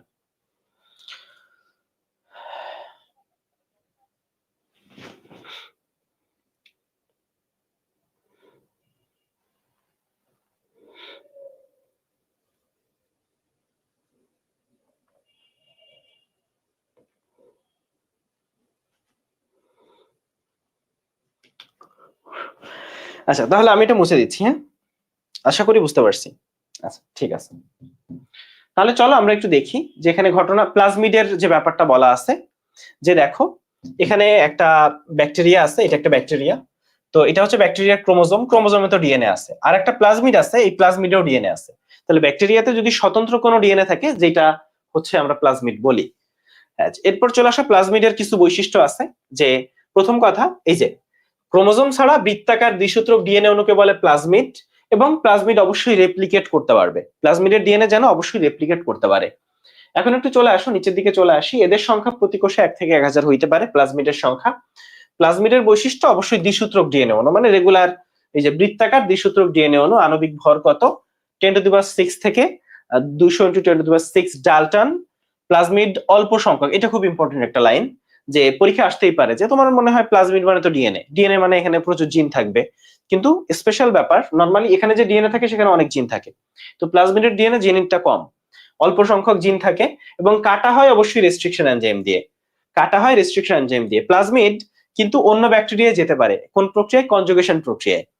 কনজুগেশন প্রক্রিয়ায় যেমন এইটা একটা ব্যাকটেরিয়া, এটা একটা ব্যাকটেরিয়া, দেখা যায় একটা নালী তৈরি করে, এই নালী দিয়ে অন্য ব্যাকটেরিয়াতে চলে যায়। তো কনজুগেশন প্রক্রিয়ায় অন্য ব্যাকটেরিয়াতে যেতে পারে। এখানে আমরা জানলাম একটু কোন কোন প্লাজমিডের জিন বিশেষ ধরনের রাসায়নিক বস্তু সংশ্লেষ করে, যেমন ভিব্রিওসিন, প্লাজমিডের ডিএনএ অণু স্বাধীনভাবে রেপ্লিকেট করতে পারে, ইত্যাদি ইত্যাদি। এখন প্লাজমিডের প্রকারভেদ একটু দেখি। ফার্স্টে 3টা প্রকারভেদ তো পড়বা, তারপর একটু দেখবা যে এফ শব্দটা আসছে ফার্টিলিটি থেকে। তো একটা হচ্ছে এফ এবং আরেকটা হচ্ছে এফ প্রাইম। তো এটার কাজ কি? এরা পিলি তৈরি করে, ব্যাকটেরিয়ার বডিতে পিলি তৈরি করে। আর পিলির কাজ যৌনজনন, পিলির কাজ কিন্তু যৌনজনন। আচ্ছা, আর প্লাজমিড, আর মানে হচ্ছে রেজিস্ট্যান্স। রেজিস্ট্যান্স মানে কি? মানে একটা প্রতিরোধ। তাহলে এরা হচ্ছে অ্যান্টিবায়োটিক ক্ষমতা সম্পন্ন। অ্যান্টিবায়োটিকের কাজই হচ্ছে রেজিস্ট্যান্স তৈরি করা। তাহলে আর শব্দটা হচ্ছে রেজিস্ট্যান্স থেকে। তাহলে আর সিক্স প্লাজমিড 6টা অ্যান্টিবায়োটিক প্রতিরোধ ক্ষমতা সম্পন্ন। আর কোলটা হচ্ছে কোলিসিন তৈরি করে। আর একটা আছে, কই গেল, এই যে আরেকটা আছে যেটা ভিব্রিওসিন তৈরি করে। তাহলে কোল তৈরি করে কোলিসিন, এটা হচ্ছে তোমার ইকোলাইকে ধ্বংস করে। আর ভিব্রিওসিন যে, সে আসলে এই যে কলেরা, ভিব্রিও কলেরাকে ধ্বংস করে। ক্লিয়ার? তাহলে আমাদের জিন পড়লাম এফ, এফ প্রাইম, এফ মানে ফার্টিলিটি, আর মানে রেজিস্ট্যান্স, আর কোল প্লাজমিড যেটা। তাহলে কোল তৈরি করে কোলিসিন যেটা ইকোলাইকে ধ্বংস করে। আর একটা জিন আছে যেটা ভিব্রিওসিন তৈরি করে। ভিব্রিওসিন আসলে কলেরার যে জীবাণু, ভিব্রিও কলেরাকে ধ্বংস করে। আচ্ছা, ঠিক আছে। তো প্লাজমিডের কথা আমরা বললাম, প্লাজমিডকে আমরা চিনলাম। প্লাজমিড একটা খুবই চমৎকার বাহক, একটা ভেক্টর। তো প্লাজমিড একটা বাহক বা ভেক্টর হিসেবে এখানে চলে আসো। জেনেটিক ইঞ্জিনিয়ারিং এ ব্যবহৃত হয়, জিন ক্লোনিং এ, অর্থাৎ জিন রিলেটেড। জিন, জেনেটিক শব্দটা তো জিন থেকেই আসছে। তাহলে জিন ইঞ্জিনিয়ারিং, জিন ক্লোনিং এগুলাতে ব্যবহৃত হয়। তো রিকম্বিনেন্ট ডিএনএটা আসলে কিভাবে তৈরি করা হয় সেই এটা আমরা একটু আগে দেখলাম। যে প্রথমে তুমি যে ডিএনএটা নিবা, টার্গেট ডিএনএ, অর্থাৎ তুমি আসলে যে জিনটা নিবা, কাঙ্ক্ষিত জিন বা কাঙ্ক্ষিত ডিএনএ যেটাই বলো, পরবর্তীতে একটা বাহক মানে একটা প্লাজমিড আগে তো নিতে হবে, তাই না? কারণ ওই ডিএনএটাকে তো ওই প্লাজমিডের বডিতে ঢুকাইতে হবে। তো একটা বাহক নির্বাচন করবা, যার মধ্যে কাঙ্ক্ষিত ডিএনএ খণ্ডটি প্রতিস্থাপন করবা। মানে এই যে টার্গেট ডিএনএটা, টার্গেট ডিএনএ বা টার্গেট জিন যেটাই বলো, এটাকে তুমি বাহকের বডিতে ঢুকাবা। আচ্ছা, এখানে আমরা কি ইউজ করি? প্লাজমিড ইউজ করি। এখন আসো, টার্গেট এবং বাহকের ডিএনএ কাটবো। কাটবো কি দিয়ে? রেস্ট্রিকশন দিয়ে। কাটবো হচ্ছে রেস্ট্রিকশন দিয়ে। পরবর্তীতে জোড়া লাগাবো। জোড়া লাগাবো কি দিয়ে? লাইগেজ এনজাইম দিয়ে। ফার্স্টে কাটবো, তারপর জোড়া লাগাবো। জোড়া লাগাইলেই আমরা কি পেয়ে যাবো বলতো? Recombinant DNA. তো রিকম্বিনেন্ট ডিএনএ পাইলেই হবে না, আগে তো আমাকে চেক করে দেখতে হবে যে রিকম্বিনেন্ট ডিএনএ ঠিকঠাকটা পাইছি, যেটা চাইছিলাম সেটা পাইছি। ভুলভালও তো পাইতে পারো। ঠিক আছে, তো রিকম্বিনেন্ট ডিএনএ পাওয়ার পরে তুমি দেখো, মানে আগে রিকম্বিনেন্ট ডিএনএ পাবা আমি জানি, তুমি তো পাবা। তো তার আগে তুমি অবশ্যই একটা পোষক নির্বাচন করে রাখবা। পোষক মানে পোষক, ধরো ব্যাকটেরিয়া, একটা ব্যাকটেরিয়াকে আগে সিলেক্ট করে রাখবা। তারপরে তুমি রিকম্বিনেন্ট ডিএনএ পেয়ে গেলা, তারপর তুমি চেক করলা যে আমার রিকম্বিনেন্ট ডিএনএটা ঠিকঠাক পাইলাম কিনা। ঠিকঠাক পাইলাম কিনা এটা চেক করার পরে তারপর এখানে একটা কথা আছে, সেটা হচ্ছে রিকম্বিনেন্ট ডিএনএ তৈরির সময় বাহক হিসেবে যদি তুমি টিআই প্লাজমিড ইউজ করো, টিআই প্লাজমিড ইউজ করো, মানে নরমালি তখন এটাকে অ্যাগ্রোব্যাকটেরিয়াম স্থানান্তর করবা। যেমন তুমি টিআই প্লাজমিড ইউজ না করলে দেখা গেল যে ইকোলাই তুমি নিলা, কিন্তু টিআই ইউজ করলে অবশ্যই অ্যাগ্রোব্যাকটেরিয়াম নামক যে ব্যাকটেরিয়া আছে সেই ব্যাকটেরিয়ার বডিতে এই টিআই প্লাজমিডটাকে নিতে হবে। মানে মোট কথা, টিআই প্লাজমিড যদি বাহক হিসেবে ইউজ করো, তাইলে যে ব্যাকটেরিয়াটাকে ইউজ করতে হবে সেই ব্যাকটেরিয়া হবে অ্যাগ্রোব্যাকটেরিয়াম, সেই ব্যাকটেরিয়াটা হবে অ্যাগ্রোব্যাকটেরিয়াম। এখন এইটাই এখন আরো ডিটেইলসে বলছে যে আসলে পুরো প্রসেসটা আসলে কিভাবে সম্পন্ন হয়। কি বললাম? এখন আসলে পুরো প্রসেসটা কিভাবে সম্পন্ন হয় সেটা বলছে। একটু খেয়াল করো, তুমি যদি ফার্স্টে একটা ডিএনএ সিলেক্ট করতে চাও বা একটা নির্বাচন করতে চাও, তাহলে তোমাকে ফার্স্টে কি কি কাজ করতে হবে? একটা কোষের ভিতরে দেখো, একটা কোষের ভিতরে তো অনেক কিছু থাকে, তাই না? একটা কোষের ভিতরে প্রোটিন থাকে, শর্করা থাকে, লিপিড থাকে, ডিএনএ থাকে। তো ডিএনএটাকে এইগুলা থেকে আলাদা করতে হবে না? আলাদা করার জন্য কোষের লাইসিস করা হয়। তাহলে একটা ডিএনএটাকে আলাদা করার জন্য, কোষের অন্যান্য উপাদান থেকে আলাদা করার জন্য লাইসিস করা হয়। তো লাইসিস করলে তুমি ডিএনএ পাবা, কিন্তু ডিএনএর সাথে আরো জিনিস রয়ে যাবে। এই যে আরএনএ প্রোটিন তখনও মিশ্রিত থেকে যাবে। তখন তুমি সিজিয়াম ক্লোরাইড বা সুক্রোজ গ্রেডিয়েন্ট এটা দিয়ে সেন্ট্রিফিউজ করবা। তখন তুমি সিজিয়াম ক্লোরাইড বা সুক্রোজ গ্রেডিয়েন্ট এটা দিয়ে সেন্ট্রিফিউজ করবা। এইগুলা করলে তখন তুমি আর তোমার কাঙ্ক্ষিত যে ডিএনএটা ওইটা পাবা। তাহলে ব্যাপারটা কিন্তু ইজি না। প্রথমে তুমি লাইসিস করবা কোষের, তখন তুমি ডিএনএটা পাবা, তখন ডিএনএর সাথে আরো জিনিস রয়ে যাবে। তখন আবার সিজিয়াম ক্লোরাইড বা সুক্রোজ গ্রেডিয়েন্ট দিয়ে সেন্ট্রিফিউজ করবা, তখন তুমি তোমার কাঙ্ক্ষিত ডিএনএটা পাবা। তবে বর্তমানে এই প্রসেসটা বেশ জটিল। বর্তমানে সিলিকা নির্ভর কিট ইউজ করা হয়, যেটার মাধ্যমে এটা খুব ইজিলি করা যায়, মানে কাঙ্ক্ষিত ডিএনএটাকে আলাদা করা অন্যান্য জিনিস থেকে। তো এখানে রেস্ট্রিকশন এনজাইমের কাজ তুমি জানো, যে রেস্ট্রিকশন এনজাইমের কাজ কি বলতো? কাটা, ডিএনএটাকে কাটা, ডিএনএর যে জিনটা বা ডিএনএর যে অংশটা যেটা তোমার দরকার সেটাকে কেটে ফেলা। তো রেস্ট্রিকশন এনজাইমের ক্ষেত্রে রেস্ট্রিকশন এনজাইম বলে বা রেস্ট্রিকশন এন্ডোনিউক্লিয়াস বলে। আর ধরো ডিএনএর যে জায়গাটায় কাটা হয়, ধরো এই জায়গায় কাটা হলো, এই জায়গাটাকে বলে রেস্ট্রিকশন সাইট। তাহলে রেস্ট্রিকশন এনজাইম দিয়ে যে জায়গাটায় কাটা হয় সেই জায়গাটাকে কি বলে? রেস্ট্রিকশন সাইট বলে। তাহলে যে জায়গাটা কাটা হইলো সেটাকে বলতেছে রেস্ট্রিকশন সাইট। আচ্ছা, তাহলে এই জায়গাটা আমরা আরো একটা ব্যাকটেরিয়া আছে, প্রত্যেকটা ব্যাকটেরিয়া মিনিমাম একটা রেস্ট্রিকশন এনজাইম তৈরি করে, এরকম হাজার হাজার হাজার হাজার রেস্ট্রিকশন এনজাইম। এবং একটা ব্যাকটেরিয়া একটা রেস্ট্রিকশন এনজাইম কেন তৈরি করে জানো? ধরো এটা একটা ব্যাকটেরিয়া, ওর ভিতরে এই রেস্ট্রিকশন এনজাইম আছে কেন? কারণ একটা ধরো ভাইরাস আসছে, একটা ভাইরাস ওরা অ্যাটাক করতে আসছে, ব্যাকটেরিয়াকে কিন্তু ভাইরাস অ্যাটাক করে। তো ভাইরাস, এই ব্যাকটেরিয়ার বডিতে তো প্রতিরোধ ব্যবস্থা আছে, তো ভাইরাস যখন অ্যাটাক করে তখন ভাইরাসের ডিএনএ আছে না, ধরো ডিএনএ ভাইরাস অ্যাটাক করছে, তখন ওই রেস্ট্রিকশন এনজাইম কি করে? ওই ডিএনএ ভাইরাসের ডিএনএটাকে কেটে দেয়, কেটে দিলে কি হয়? ভাইরাসটা মারা যায়।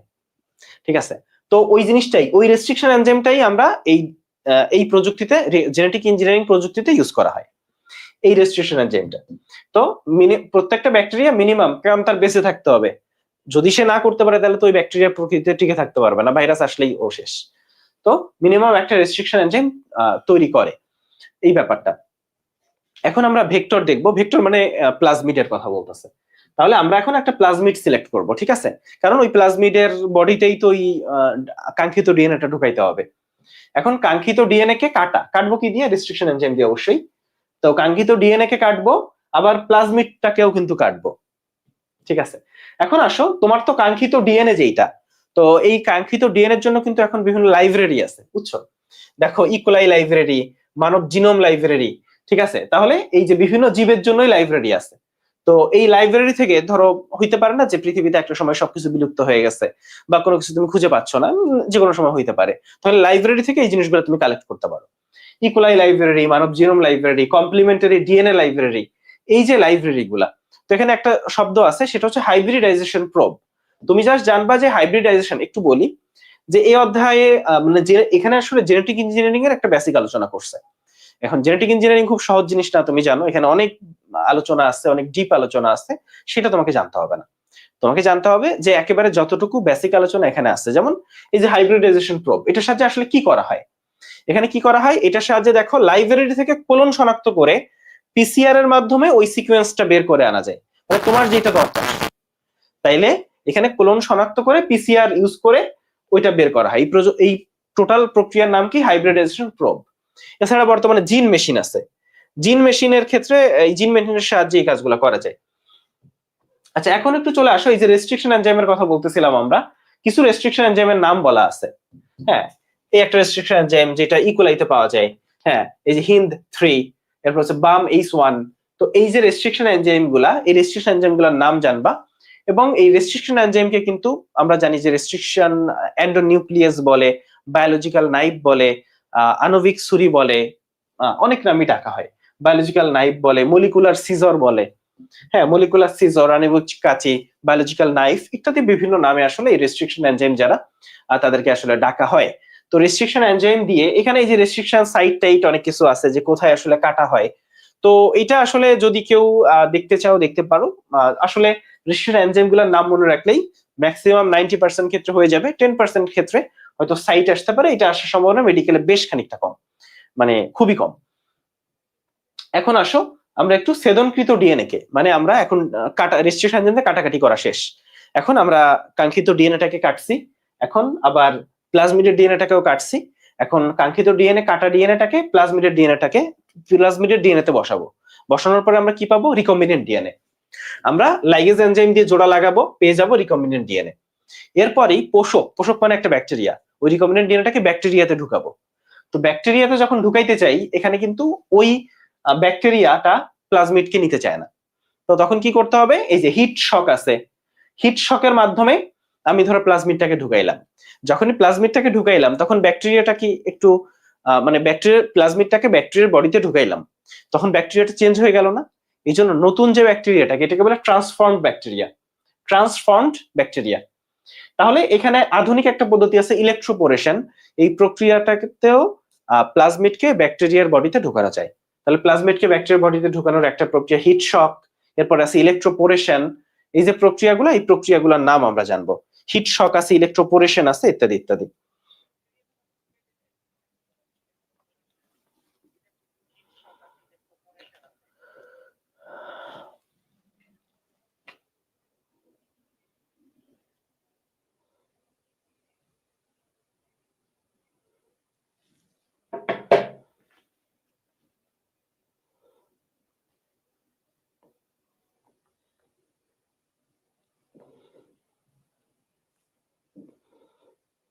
আচ্ছা ঠিক আছে, তাহলে চলে আসো, এটা আমরা বুঝালাম। এখন রিকম্বিনেন্ট ডিএনএ কাঙ্ক্ষিত জিন বহন করছে কিনা, মানে ব্যাপারটা এরকম যে তুমি রিকম্বিনেন্ট ডিএনএ তৈরি করে ফেলছো, এখন এটার বহিঃ প্রকাশ মূল্যায়ন করতে হবে, অর্থাৎ রিকম্বিনেন্ট ডিএনএটা কি তোমার যা চাইছিল ওইটা পাইছো কিনা। এটা বোঝার জন্য বেশ কয়েকটা ওয়ে আছে। একটা হচ্ছে পিসিআর, একটা হচ্ছে এই যে রেস্ট্রিকশন ডাইজেশন, আর একটা হচ্ছে জেনেটিক প্রোব। তাহলে এই তিনটা ওয়েতে জেনেটিক প্রোব হচ্ছে দেখো এই মেটাল ডিটেক্টরের তুলনীয় একটা উপায়। তাহলে এখন এই জায়গাটুকু আমরা একটু পড়বো, পড়ার পরে মানে এই তিনটা ওয়ে কাঙ্ক্ষিত জিন বহন করছে কিনা, ওয়ে কি কি, পিসিআর, রেস্ট্রিকশন ডাইজেশন আর জেনেটিক প্রোব। এখন আসো রিকম্বিনেন্ট ডিএনএ কে অ্যাগ্রোব্যাকটেরিয়াম, মানে ব্যাকটেরিয়ার বডিতে ঢুকাইলাম, ব্যাকটেরিয়ার বডিতে ঢুকাইলাম, ওই যে হিট শক হইতে পারে, ইলেকট্রোপোরেশন হইতে পারে। তারপর আসো তখন ওইখানে আমরা ওইটাকে রেপ্লিকেট করলাম করে করে কাঙ্ক্ষিত উদ্ভিদ কোষে, ধরো এখন আমরা যে উদ্ভিদ এই রিকম্বিনেন্ট ডিএনএটা চাই সেটাকে তখন ঢুকাবো, তখন তারপর ওই উদ্ভিদটাই হবে আমার ট্রান্সজেনিক উদ্ভিদ। ক্লিয়ার? আচ্ছা, এখন ইমপ্লান্টা পদ্ধতি, এখন এখানে আরেকটা শব্দ আছে, সেটা হচ্ছে আমরা তো এতক্ষণ এই যে দেখো টিস্যু কালচারের সাথে জেনেটিক ইঞ্জিনিয়ারিং এর যে সম্পর্ক সেটা আমরা এখানে পেয়ে গেলাম, নতুন উদ্ভিদটাকে পাইলাম ট্রান্সজেনিক উদ্ভিদ। তো এখানে আরেকটা পদ্ধতি বলা আছে ইমপ্লান্টা পদ্ধতি, যদি জিজ্ঞেস করে সরাসরি ট্রান্সজেনিক উদ্ভিদ তৈরির প্রক্রিয়া কোনটা, তুমি বলবা ইমপ্লান্টা, তুমি বলবা হচ্ছে ইমপ্লান্টা। যেমন এই যে অ্যারাবিডপসিস এই উদ্ভিদের ক্ষেত্রে তুমি কিন্তু এই ইমপ্লান্টা যেটা এটা করতে পারো। এখন ওই যে তোমাকে বলছিলাম একটা কথা, যে একটা ব্যাকটেরিয়া ওই প্লাজমিডটাকে বা রিকম্বিনেন্ট ডিএনএটাকে নিতে চায় না, তো জোর করে ঢুকাইতে হয়। তো ঢুকানোর বেশ কিছু প্রক্রিয়া আছে, কিছু আছে ফিজিক্যাল প্রক্রিয়া, কিছু আছে কেমিক্যাল, কিছু আছে হচ্ছে পরোক্ষ প্রক্রিয়া। তো ফিজিক্যাল প্রক্রিয়াগুলা কি, কেমিক্যাল গুলা কি, পরোক্ষ প্রক্রিয়াগুলা কি, এই প্রক্রিয়াগুলার নামগুলা দেখবা। এখন টিস্যু কালচার আর রিকম্বিনেন্ট ডিএনএ প্রযুক্তি যেটা, এখন একটা জিনিস বুঝো, টিস্যু কালচারে জাস্ট একটা পাতা থেকে একটা গাছ বানাই ফেলছি, এখানে কোনো জটিল কিছু নাই। আর রিকম্বিনেন্ট ডিএনএ প্রযুক্তিতে জিন টিন, মানে আমরা আসলে অনেক বেশ কমপ্লেক্স একটা প্রক্রিয়া এবং অনেক চমৎকার একটা ব্যাপার, মানে এইটাই ইতিহাস। মানে টিস্যু কালচার একটা ভালো প্রক্রিয়া, কিন্তু রিকম্বিনেন্ট ডিএনএ প্রযুক্তি যেটা, এটা আসলে পৃথিবীকে চেঞ্জ করে ফেলছে। এই জন্য জেনেটিক ইঞ্জিনিয়ারিং শব্দটা আসলে এতটাই গুরুত্বপূর্ণ বা এতটা জনপ্রিয় একটা সাবজেক্ট, কারণ এই যে জেনেটিক ইঞ্জিনিয়ারিং কিছু জিনিস আসলে পৃথিবীর ফিউচার। হ্যাঁ, তথ্য প্রযুক্তি পৃথিবীর ফিউচার, তারপর হচ্ছে এই যে চ্যাট জিপিটি আসছে, এআই আসছে, এআই পৃথিবীর ফিউচার। ফিউচারে আসলে এআই পৃথিবীকে চেঞ্জ করে ফেলবে। এখন যেমন সিনেমা বানানো হয়, তুমি নিশ্চিত থাকতে পারো এখান থেকে 10-15-20 বছর পরে মানে পৃথিবীর সেরা সেরা সিনেমাগুলো বানানো হবে এআই এর মাধ্যমে। অর্থাৎ কোনো নায়ক লাগবে না, কোনো নায়িকা লাগবে না, কিচ্ছু লাগবে না। মানে যারা যত বড় মানে টেকনিক্যালি অ্যাডভান্সড, এআই তে অ্যাডভান্সড, তারা সবচেয়ে ভালো ভালো মুভি বানাবে। হ্যাঁ, এবং এআই মানে এআই এর মাধ্যমে একটা মুভি বানানো হবে শত শত হাজার হাজার কোটি টাকা খরচ করে। হ্যাঁ, এবং এই মুভিগুলো আসলে অসম্ভবকে সম্ভব করবে, এমন কিছু মুভি বানানো হবে যে মুভিটা হয়তো মানে বাস্তবে বানানো সম্ভবই ছিল না। হ্যাঁ, তো এই ঘটনাগুলো ঘটবে, মানে শুধুমাত্র মুভি বানানো না, অনেক কিছুই হবে পৃথিবীতে।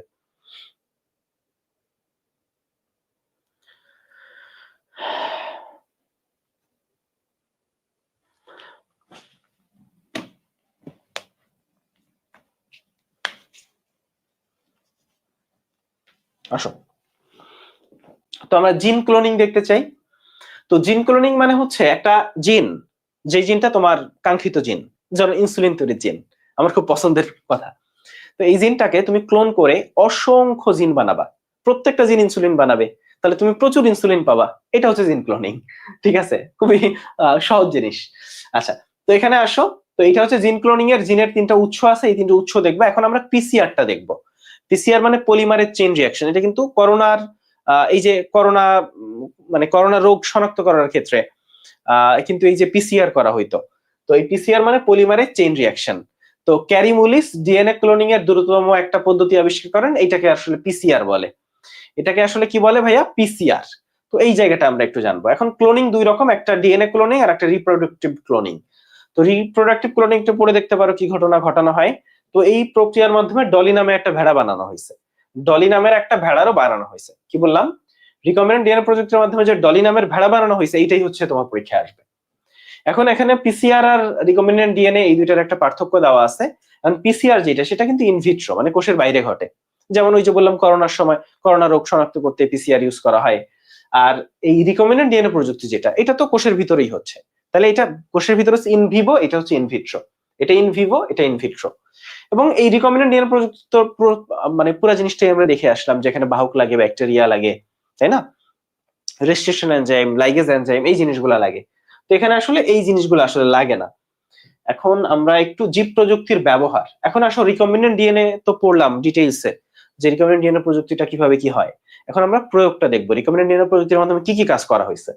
তো প্রথমে একটু দেখবো যে উপকারী দ্রব্য, যেমন হেপাটাইটিস বি ভ্যাকসিন তৈরি করা হয়েছে তামাক গাছে। পিনাট, পিনাট মানে বাদাম, তো লবণাক্ত মানে বাদাম আগে লবণাক্ত জায়গায়, বিশেষ করে আমার এলাকা মোংলা, যেখানে সুন্দরবনের উপকূলে প্রচন্ড লবণ মাটি, কোনো গাছ হইতে চায় না, তো এমন মানে বাদাম গাছও হয় না, তো স্বাভাবিকভাবে এমন বাদাম বানানো হয়েছে যেটা লবণাক্ত মাটিতে হবে। খুবই চমৎকার ব্যাপার। এই জন্য আমাদের এলাকায় কিন্তু এই ফসল তেমন হয় না, কারণ লবণাক্ত মাটি। তো এখন এই যে এই কাজগুলা করা হচ্ছে, লবণাক্ততা সহিষ্ণু অনেক কিছু তৈরি করা হচ্ছে। দেখা যাচ্ছে লবণাক্ত যে এলাকাগুলা, সমুদ্রের কাছাকাছি এলাকাগুলা, সেখানে ফসলের চাষ করা সম্ভব হবে। আচ্ছা, ক্ষতিকর এই যে বিটি কটন, বিটি মানে হচ্ছে ওই যে ব্যাসিলাস থুরিনজেনেসিস আছে না, মৃত্তিকাবাসী ব্যাকটেরিয়া, মৃত্তিকাবাসী বিশাল একটা বড় ব্যাকটেরিয়া। তো এই ব্যাকটেরিয়া, ধরো এই যে ব্যাকটেরিয়া, এই ব্যাকটেরিয়ার মাধ্যমে অনেক হয় না, দেখো এমন জিনিস সংযুক্তকরণ যাতে করে ফসলের জন্য ক্ষতিকর পোকামাকড়। তো দেখা যায় যে যেমন বিটি বেগুন আছে, বিটি কটন আছে, বিটি বেগুন আছে, তো নরমালি রেগুলার যে বেগুনগুলাতে দেখবে প্রচুর পোকা, প্রচুর পোকা, কিন্তু বিটি বেগুন যেটা, সেখানে কোনো পোকা নাই। কেন? কারণ ওইখানে কোনো পোকামাকড়ের আক্রমণ হয় না। আচ্ছা, আগাছানাশক জাগ প্রতিরোধী, এটা হচ্ছে গ্লাইফোসেট প্রতিরোধী সয়াবিন। আচ্ছা, এখানে এইটা আমরা জানলাম। তারপর এখানে একটু দেখো যে রিকম্বিনেন্ট ডিএনএ প্রযুক্তি কৃষি ক্ষেত্রে কোথায়, যেমন এখানে ট্রানজেনিক উদ্ভিদের কথা বলা আছে, এই জায়গাগুলো পড়বা ভাইয়া, এই জায়গাগুলাই আসলে ইনফরমেশন প্রচুর। আমরা সবচেয়ে ইম্পর্টেন্ট যেগুলো সেগুলো দাগাইছি, এর বাইরেও তুমি দেখছো যে আজকে ক্লাসে আমি যা দাগাইছি তার বাইরেও কিন্তু আমি বলে দিচ্ছি, ঠিক আছে। এবং এখানে আসলে প্রচুর ইনফরমেশন আছে, একটু রিডিং পড়বা। এখানে বেশিরভাগ ক্ষেত্রে আসলে দেখা যায় রিডিং পড়ার জন্যই আছে, যাতে বুঝতে সুবিধা হয় যে কি কি করা হচ্ছে। এখন আসো, মানে এই যে অধ্যায়টা, এই অধ্যায়টা আসলে পুরোটাই রিডিং পড়বো ফার্স্টে, তারপর আমি যেগুলা ক্লাসে বলে দিচ্ছি এবং যেগুলো হচ্ছে দাগানো আছে এগুলা পড়বা, বোল্ড হরফ যেগুলো সেগুলো অবশ্যই পড়বা, এবং এক্সট্রাস বইটা থেকে যা এক্সট্রা আছে সব পড়বা। ক্লিয়ার?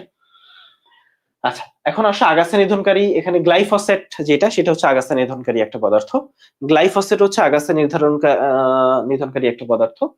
এখন আসো এই যে জায়গা, এইটা এখানে খুব চমৎকার কিছু ব্যাপার স্যাপার আছে, যেমন এই এই যে কি ভেড়া, তো ভেড়া হচ্ছে অস্ট্রেলিয়া বা ওই ইউরোপের দেশগুলোতে কিন্তু ভেড়া খুবই কমন একটা ইয়া। তো অস্ট্রেলিয়াতে ভেড়া পালন করা হয়। ভেড়ার কি ইউজ করা হয় বলতো? ভেড়ার পশম। ভেড়ার পশমটা খুব দামি, এবং ভেড়ার পশম থেকে খুব চমৎকার চমৎকার সব জিনিস তৈরি করা হয়। আর একটা হচ্ছে ভেড়ার মাংস। তো সমস্যা হচ্ছে এরা যে ঘাসটা খায়, ক্লোভার ঘাস, এই ঘাসে সালফার নাই। তো এই জন্য এই যে লোমটা হয়, এই লোমটা খুব ভালো হয় না। তো পরবর্তীতে এখন ধরো এই যে ওদের যে ঘাসটা খাওয়ানো হয়, সেই ঘাসে যদি কোনোভাবে সালফার ঢুকাই দেওয়া যায়, তাইলে এদের লোমটা ভালো হবে। তো আসলে তাই করা হয়েছে কিভাবে? এই রিকম্বিনেন্ট ডিএনএ প্রযুক্তির সাহায্যে।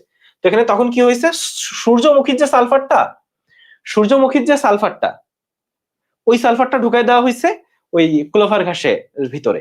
তখন ওই ঘাস, ওই ভেড়া যখন ওই ক্লোভার ঘাস খায়, তখন তার লোম হইছে ভালো, তখন ওই লোমের দাম বেড়ে গেছে। ব্যাপারটা এইটা। তো এখানে ক্লোভার ঘাস হলো ট্রানজেনিক উদ্ভিদ, কারণ ক্লোভার ঘাসের ভিতর সালফার ঢোকানো হয়েছে। এখন সুপার রাইস, এটা খুব ইম্পর্টেন্ট, যে আমাদের আগে তুমি শুনতা যে রাতকানা রোগ, এখন তুমি এটা শুনো? এখন শোনো না। কিন্তু কেন শোনো না বলতো?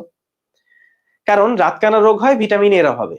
এখন আমাদের দেশে আগে রেগুলার যে ধান চাষ করা হইতো, সেই চালে ভিটামিনের অভাব ছিল, কিন্তু এখন তুমি জানো যে আগের সেই চাল কিন্তু এখন চাষ করা হয় না।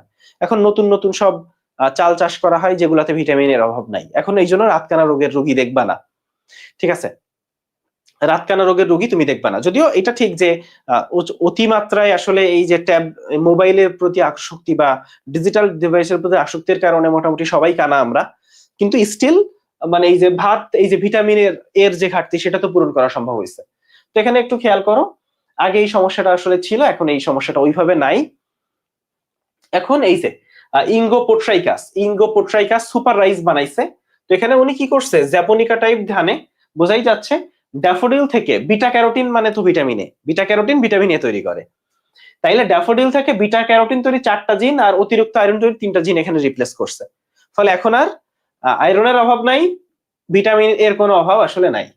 এখন রোগ প্রতিরোধক্ষম জাত উদ্ভাবনে নাইট্রোজেন সংবন্ধন, তো নিফ জিন, এটা খুব ইম্পর্টেন্ট একটা চমৎকার জিনিস, যে নিফ জিন নাইট্রোজেন সংবন্ধন করে। কি বললাম?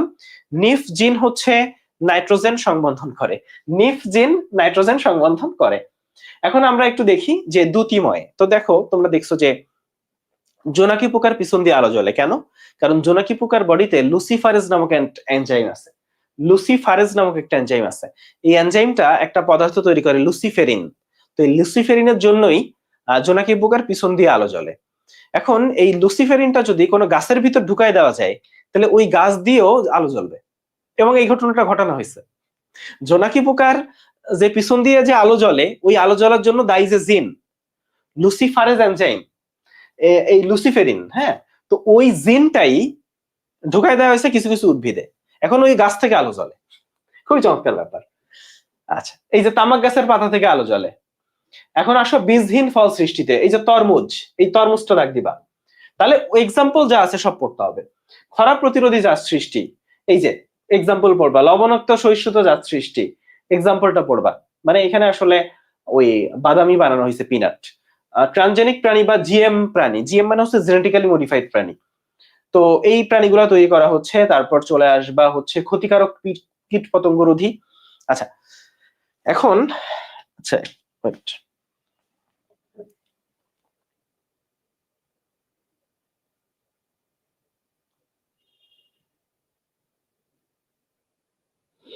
তোমরা লাস্ট ক্লাসও গল্প গুজব করতেছো, লাস্ট ক্লাস অন্তত গল্প গুজব করো না। আজকে আর কিছু বলতেছি না, আজকে আর বকা টকা দিচ্ছি না, কিন্তু এখন আর গল্প গুজব করো না, বুঝছো? ভালো হয়ে যাও, ভালো হয়ে যাই তো পয়সা লাগে না, বুঝছো? ভালো হয়ে যাও। এই কয়েকদিন শোনো, যা দুষ্টুমি করছি, যা ফাঁকিবাজি করছি, যা করছি, যদি কোনোভাবে চেষ্টা ফেষ্টা কইরা চান্স পাওয়া যাইতে পারি, তাইলে এইটা হবে ইতিহাস, তুমি হবা লিজেন্ড। তখন সবাই বলবে এই আপু, হ্যাঁ মানে, বা অন্যরা বন্ধু বান্ধবী বলবে যে ওই কি না করতো, কত বদ ছিল, দেখছো মেডিকেলে চান্স পেয়েছে, কি মেধাবী, কি ট্যালেন্টেড। আর ধরো কোনো কারণে তোমার ব্যাড লাক, তুমি কোনো কারণে হচ্ছে চান্স মিস করলা, তুমি আসলে কষ্ট করছো, তুমি পড়াশোনা করছো, তুমি চান্স পাওয়ার যোগ্য ছিল, চান্স মিস করছো, সবাই বলবে যে আসলে ভালো ছিল না, আসলে ওর মাথায় কিছু নাই, ও গোবর ভরা, ওরে দিয়ে হবে না। সমাজ আসলে সাফল্যের বিচারেই দেখে। ফলে তুমি যতই বলো, সমাজে টিকে থাকতে গেলে আসলে কিছু সমাজকে খুশি করার জন্য কিছু কাজ করতে হয়, কারণ আমরা তো কেউ সমাজের বাইরে না, মানুষ সামাজিক জীব। ফলে এই জন্য যা পাপ করছি সব পাপের প্রায়শ্চিত্ত হয়ে যাবে যদি তুমি জানুয়ারি 17 তারিখ এক্সামটা ভালোভাবে দিতে পারো, ঠিক আছে?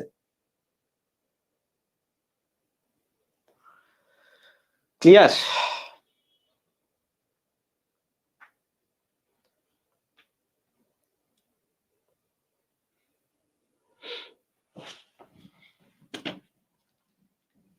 আচ্ছা আসো তাহলে, তাহলে দেখো, আচ্ছা তাহলে এই যে ব্যাসিলাস থুরিন জেনেসিস, যেটা বা থুরিন জিএনসিস, আসলে জেনেসিস না, তো একটা জিন ভুট্টা উদ্ভিদে প্রবেশ করানো হয়েছে। তো ভুট্টা উদ্ভিদে প্রবেশ করানোর পরে সেই ভুট্টাটা দেখা গেছে যে কীটপতঙ্গ রোধী হয়ে গেছে। হ্যাঁ, তো এই ঘটনাগুলো আসলে ঘটতেছে। এই যে কর্নবোরার আক্রান্ত হয় না, কর্নবোরার হচ্ছে একটা পতঙ্গ, তো এই কর্নবোরার আক্রান্ত হয় না, কর্নবোরার নিজেরাই ওই ওই ভুট্টা অ্যাটাক করলে নিজেই কর্নবোরার নিজেই মারা যায়। খুবই মজা না জিনিসটা? তাহলে ব্যাসিলাস থুরিনজিয়েন্সিস হচ্ছে একটা মাটিতে খুব বড় একটা ব্যাকটেরিয়া। এই ব্যাকটেরিয়াটা দেখা যায় যে আমরা অনেক কিছু, এই যে দেখো বেগুনে, ফুলকপিতে এগুলোতে ঢুকানো হয়েছে, তো তখন এখন ফুলকপিতে কোনো পতঙ্গ অ্যাটাক করতে পারে না, বেগুনে কোনো পতঙ্গ অ্যাটাক করতে পারে না, এই ঘটনাগুলো ঘটছে। এখানে একটা চমৎকার জিনিস আছে, এসআইটি, স্টেরাইল ইনসেক্ট টেকনিক। এর মানে হচ্ছে, এটা কিন্তু এখানে একটা চমৎকার লাইন আছে, সেটা হচ্ছে এটা রিকম্বিনেন্ট ডিএনএ প্রযুক্তি না, মানে জীব প্রযুক্তির অনেক ধাপ আছে, তার একটা রিকম্বিনেন্ট ডিএনএ। তো এই যে এসআইটি যেটা, সেটা কিন্তু রিকম্বিনেন্ট ডিএনএ প্রযুক্তি না, এটা হচ্ছে পরিবেশ বান্ধব একটা পদ্ধতি এবং ক্ষতিকারক যে পতঙ্গগুলা সেগুলাকে নাশ করার একটা পদ্ধতি। তাহলে এতটুকু মনে রাখলে আমাদের চলতেছে। হ্যাঁ, তাহলে এটা আর বাকিগুলো একটু রিডিং করবা। তাহলে হচ্ছে ট্রানজেনিক প্রাণী, কোলন প্রাণীর একটা পার্থক্য পড়বা। ট্রানজেনিক মানে তো ওই যে রিকম্বিনেন্ট ডিএনএ প্রযুক্তি, আর ক্লোন মানে তো তুমি জানো যে একটা জিনকে অসংখ্য সেম জিনে ক্লোন করা। আচ্ছা ঠিক আছে, তাহলে এখন আসো, জিএমও মানে আমরা জানি জেনেটিক্যালি মডিফাইড অর্গানিজম, মানে রিকম্বিনেন্ট ডিএনএ প্রযুক্তির মাধ্যমে যে উদ্ভিদ আমরা তৈরি করতেছি সেটাকে জিএমও প্রাণী বলে। এখন আসো বাংলাদেশের জিএমও কারা, যেমন বিটি বেগুন। এখানে একটু চলে আসো, তাহলে আমরা দেখতেছি এখানে বিটি বেগুনের কথা। বিটি বেগুনটা এখন কিন্তু চাষ হয় এবং এটাই কোনো পতঙ্গর আক্রমণ হয় না। তো এই ব্যাসিলাস থুরিনজিয়েন্সিস একটা মৃত্তিকাবাসী ব্যাকটেরিয়া, সয়েল ব্যাকটেরিয়া। তো ওই ব্যাকটেরিয়া থেকে ক্রিস্টাল প্রোটিন জিন, এই জিনটা বেগুনে ঢুকানো হয়েছে। এই জিনটা হচ্ছে বেগুনে ঢোকানো হয়েছে, এটা আমরা জানলাম। এখন আসো, এখানে বেশ কিছু কথাবার্তা আছে। প্রথমত, আমাদের দেহে একটা কোষে 25,000 কর্মক্ষম জিন। একটু খেয়াল করো, এই জিনগুলা কোনো না কোনো কাজ করে। 25,000 কর্মক্ষম জিন আছে। 3500টা জেনেটিক ডিসঅর্ডার পাওয়া গেছে, মানে জিনে ঝামেলা হইলে সেটা হচ্ছে জেনেটিক ডিসঅর্ডার। 3500টা জেনেটিক ডিসঅর্ডার পাওয়া গেছে। ইনসুলিনের ক্ষেত্রে চলে আসো। ইনসুলিনের কথা তোমরা জানো যে অগ্লাশয়ের আইলেটস অফ ল্যাঙ্গারহ্যান্স থেকে ইনসুলিন তৈরি হয়। ইনসুলিন আমাদের বডিতে গ্লুকোজের পরিমাণ হ্রাস করে এবং যার কারণে ডায়াবেটিসটা হয় না। আচ্ছা, এখন একটু চলে আসো, আমরা এই জায়গায় যাই। এই যে মাকসুদুল আলম কি করছে বলতো? এই মাকসুদুল আলম সাহেব পাটের জীবন রহস্য উদ্ভাবন করছে। চমৎকার ব্যাপার। এবং এটা করছে বাংলাদেশের একজন বিজ্ঞানী। আমাদের জন্য চমৎকার এবং খুবই গর্বের একটা জায়গা। তো এখন আসো, রিকম্বিনেন্ট ডিএনএ প্রযুক্তির মাধ্যমে প্লাজমিড ইকোরাই ব্যাকটেরিয়াতে প্রবেশ করানো হয়। কোন প্রক্রিয়া? ট্রান্সফরমেশন। ওই যে জোর করে ঢুকাই, অনেক প্রক্রিয়া আছে। আমরা ওই যে প্রক্রিয়াগুলো দেখলাম না, যে ফিজিক্যাল প্রক্রিয়া, প্রত্যক্ষ প্রক্রিয়া, পরোক্ষ প্রক্রিয়া। তো কোন প্রক্রিয়ায় প্লাজমিডকে ইকোলাইতে ঢুকানো হয়? ট্রান্সফরমেশন প্রক্রিয়ায়।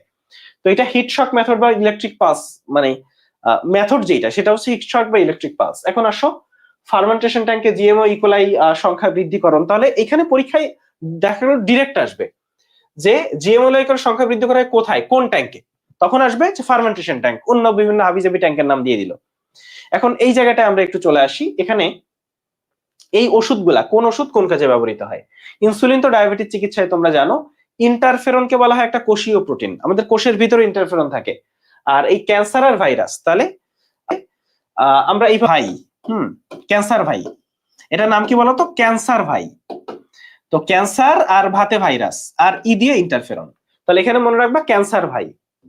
আচ্ছা, এখন আসো সিরাম অ্যালবুমিন, এটা শল্য চিকিৎসা মানে অপারেশন। এরপরে আসো র্যাবিস ভাইরাস, র্যাবিস মানে জলাতঙ্ক। হিউম্যান ফ্যাক্টর 4, এটা হিমোফিলিয়া। ফ্যাক্টর 4টা হচ্ছে হিমোফিলিয়া। আর টিপিএ টিস্যু প্লাজমিনোজেন অ্যাক্টিভেটর, এটা হচ্ছে হৃদরোগ বলতে কি বোঝায়? যে তোমার রক্তনালীতে যে রক্ত সবসময় স্পিডে চলাচল করতেছে, কোনো কারণে একটা রক্তনালীর ভিতরে যদি রক্ত জমাট বেঁধে যায়, ধরো হার্টের একটা রক্তনালীর ভিতরে রক্ত জমাট বেঁধে গেল, তাহলে কি হবে বলতো?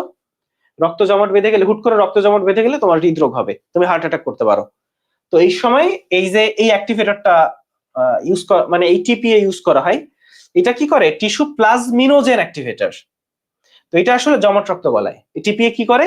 এই রক্ত, এই যে রক্ত জমাট বেঁধে যাওয়াকে গলায় ফেলে, ফলে রক্তটা জমাট তখন ঠিক হয়ে যায় এবং সে হয়তো একটা বড় বিপদের হাত থেকে রক্ষা পায়। এরপর সোমাটোস্ট্যাটিন হচ্ছে বামনত্ব। তোমরা জানো যে সোমাটোস্ট্যাটিন, সোমা মানে বডি, এটা আসলে একটা গ্রোথ হরমোন। তো এই গ্রোথ হরমোন যদি না থাকে তাহলে সে অবশ্যই লম্বা হবে না, খাটো হয়ে যাবে, যেটাকে বামনত্ব বলা হয়। হিউম্যান ইউরোকাইনেস, এটা হচ্ছে তোমার রক্ত সংবহন জটিলতা, প্লাজমিনোজেন সক্রিয়। তাহলে দেখো, এটাও কিন্তু প্লাজমিনোজেন সক্রিয়। আবার টিস্যু প্লাজমিনোজেন অ্যাক্টিভেটর, যেটা আমরা টিপিএ বলতেছি। লিম্ফোকাইন্স, এখন তুমি জানো যে লিম্ফে কি থাকে বলতো?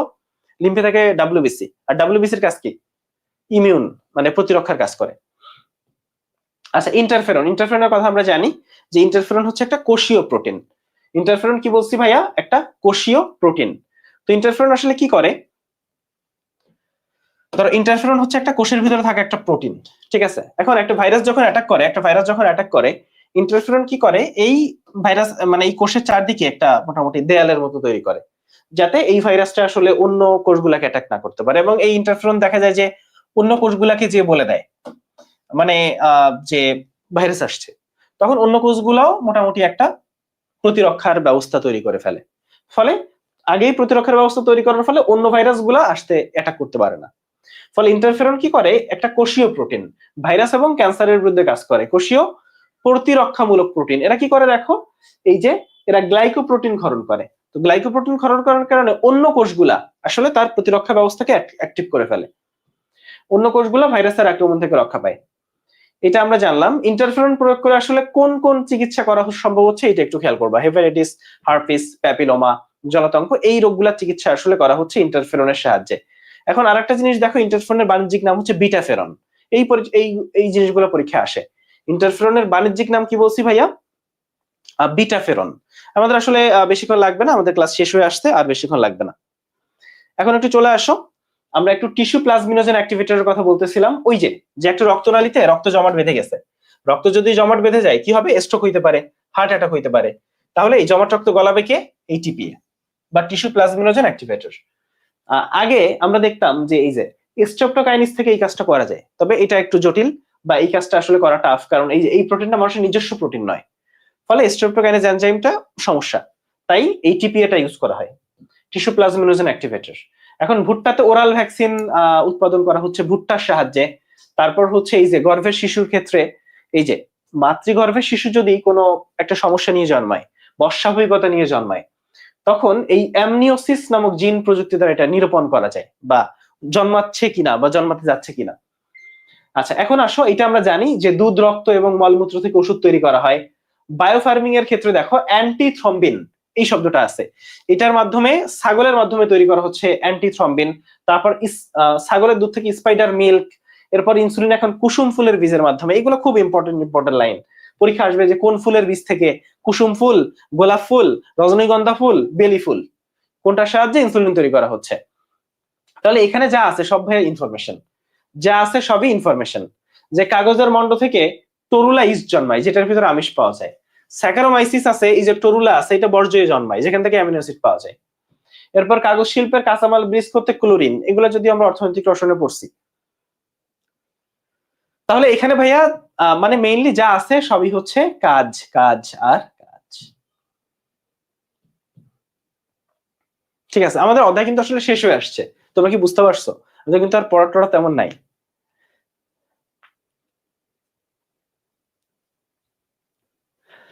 আচ্ছা, ঠিক আছে। তাহলে এখানে এই লাইনগুলো, একটা দুটা লাইন টাইন আছে, এগুলা দেখবা যে কোথায় কি এই এনজাইমটা কই ব্যবহার করা হয়েছে, এই ব্যাকটেরিয়াটা কই ব্যবহার করা হয়েছে। কি ব্যাপার, টাস্ক কাজ করে না কেন? ওই টাস্ক কাজ কর একটু। জুগলিয়ার অ্যামিগেরার এনজাইমটা কোন কাজে ব্যবহার করা হয়েছে। এখন আমরা জিনোম সিকোয়েন্সিং, জিনোম কি জিনিস? জিনোম মানে জিনের একটা সেট। আমাদের কোষে 2 সেট হচ্ছে ক্রোমোজোম আছে, মানে এই সাইডে 23টা, ঠিক একই রকম আর 23টা, তাই না? 23 জোড়া ক্রোমোজোম আছে। তো এই যে 23টা মিলে একটা, আর ওই 23টা মিলে একটা, মানে মোট মানে 23 জোড়া মানে হচ্ছে 46টা। তো এই 23টা এক সাইডে ঠিক অনুরূপ, আর 23টা মানে যেহেতু তোমরা জানো যে এরা জোড়ায় জোড়ায় থাকে ক্রোমোজোম গুলা, তো 23 জোড়া আছে, তো ওই 23টা মিলে একটা জিনোম। তাহলে আমাদের একটা কোষে এক জোড়া জিনোম আছে, এক জোড়া জিনোম আছে। জিনোমকে বলা হয় মাস্টার ব্লুপ্রিন্ট। তাহলে জিনোমকে বলা হয় হচ্ছে মাস্টার ব্লুপ্রিন্ট। এই জায়গাটা আমরা জানবো এরিথ্রোপয়েটিন। তো এইটাও তোমরা জানো, এরিথ্রোপয়েটিনের কথা রক্ত অধ্যায়ে পড়ছো, যে আমাদের কিডনি এরিথ্রোপয়েটিন তৈরি করে। এটা রক্তের মাধ্যমে চলে যায় হচ্ছে অস্থিমজ্জা, লাল অস্থিমজ্জাতে, এবং এইটা লাল অস্থিমজ্জাকে আরবিসি তৈরিতে উদ্দীপনা দেয়, অর্থাৎ মোটিভেশন দেয়। তোমাদের যেমন মোটিভেশন দেওয়া হয় যে চান্স পাইতে হবে, তো আরবিসি তৈরিতে যখন মোটিভেশন দেয় তখন লাল অস্থিমজ্জা আরবিসি তৈরি করে। যদি কখনো ধরো তোমার কিডনি ঠিকঠাক ফাংশন করতেছে না, কিডনি নষ্ট হয়ে গেছে যেটা বলে, কিডনি নষ্ট হয়ে গেলে তোমার এরিথ্রোপয়েটিন হরমোন তৈরি হবে না, ফলে আরবিসি কমে যাবে। ফলে আরবিসি কমে যাবে, তুমি রক্ত স্বল্পতায় ভুগবা, তুমি অ্যানিমিয়াতে ভুগবা। আচ্ছা, এই জিনিসটাই বলা আছে। তারপর একটু চলে আসে হেপাটাইটিস বি ভাইরাসের অ্যান্টিজেন তৈরির জিন, এটা তামাক গাছে ঢুকাইছে। তারপর তামাক গাছ থেকে হেপাটাইটিস বি ভ্যাকসিন তৈরি করা হচ্ছে। এখন আসো ডিএনএ ফিঙ্গারপ্রিন্ট। এখন ফিঙ্গারপ্রিন্ট দুই রকম, একটা হচ্ছে ডিএনএ ফিঙ্গারপ্রিন্ট আর হচ্ছে রেগুলার ফিঙ্গারপ্রিন্ট। রেগুলার ফিঙ্গারপ্রিন্ট তো থাম্বপ্রিন্ট, এই যেটা, এটা হচ্ছে ফিঙ্গারপ্রিন্ট। তো রেগুলার ফিঙ্গারপ্রিন্ট, ধরো একজন একটা অপরাধ করছে, অপরাধ করে গেলে তোমরা ডিটেকটিভ মুভিগুলোতে দেখছো যে তার একটা চুল খুঁজে পাইছে, বা তার একটা মানে যে কোনো কিছু, একটা একটা চামড়ার একটা স্কিনের একটা জাস্ট একটা কোষ খুঁজে পাইছে। কারণ তোমরা জানো যে চামড়ার স্কিনের যে কোষগুলা, ওই কোষগুলা প্রচুর পরিমাণ মারা যায় এবং স্কিনের অনেক কোষ পড়ে থাকে। তো ওর একটা কোষ যদি পায়, ওই কোষ থেকে ওই যে ব্যক্তি, তার ডিএনএ এর একটা মানে ডিএনএ প্রোফাইল যেটাকে বলে, তার ডিএনএ প্রোফাইল বের করা সম্ভব। এখন ধরো একটা রোগে, মানে একটা অপরাধের কারণে একটা খুন হয়েছে, একটা অপরাধের কারণে 5 জনকে অ্যারেস্ট করে নেওয়া হয়েছে। তারপর তার ওই 5 জনের ডিএনএ কালেক্ট করা হয়েছে, ওই ডিএনএ থেকে ডিএনএ ফিঙ্গারপ্রিন্ট তার বের করে ফেলা গেছে। যে কোনো একটা কোষ থেকে তার ডিএনএ জানা সম্ভব, কারণ প্রত্যেক কোষের ভিতর ডিএনএ আছে। তাহলে যে কোনো একটা কোষ যদি একটা কালেক্ট করা যায়, একটা রক্তের একটা ফোঁটা, যে কোনো কিছু, একটা ডিএনএ, ওখান থেকে ডিএনএ আবার ওই যে 5 জনকে ডাইকে আছে পুলিশ, ওই 5 জনের থেকে ডিএনএ ফিঙ্গার প্রোফাইল নিছে, আবার অপরাধ থেকে যে ডিএনএ প্রোফাইলটা পাইছে, যে যদি মিলে যায় তাহলে ওই অপরাধটা করছে, বাট এরকম। আচ্ছা, ঠিক আছে। ভারতে দেখলাম যে আজকে একটা নিউজ দেখলাম, খুবই মানে হাস্যকর নিউজ, যে এক লোক কি করছে, না এই লোক কিন্তু আমেরিকার, মানে দুইজনই ভারতের কিন্তু এরা আমেরিকায় থাকে। তো এই লোক হচ্ছে তার বউকে মেরে ফেলছে, বউকে মেরে গুম করে ফেলছে। তো পুলিশ অনেকদিন কোনো খোঁজ খবর পায় না, কিন্তু পরে জানা গেল যে এই লোক বউকে মারার আগে মোবাইলে সার্চ দিচ্ছে যে বউ মারা গেলে কতদিন পর নতুন বিয়ে করা যাবে, এটা লিখে সার্চ দিছে। তারপর তো পুলিশের সন্দেহ হয়েছে, ওই লোকটা তো আটকাইছে। হ্যাঁ, মানে তারপর ওই লোক কি করছে, বউরে মারছে, মাইরা গুম কইরা পুলিশের কাছে অভিযোগ করছে আমার বউরে খুঁজে পাচ্ছি না। পুলিশ তো অন্য খুঁজতেছে। পরে এই লোকের সার্চ হিস্ট্রিতে যে দেখে যে এই লোক সার্চ দিছে বউ মারা গেলে কতদিন পর নতুন বিয়ে করা যাবে। তো তারপর তো ওই লোকটা ধরে আনছে, ধরে এনে তো মাইক টাইট দিলে মোটামুটি স্বীকার করছে যে আসলে ঘটনা সে ঘটাইছে।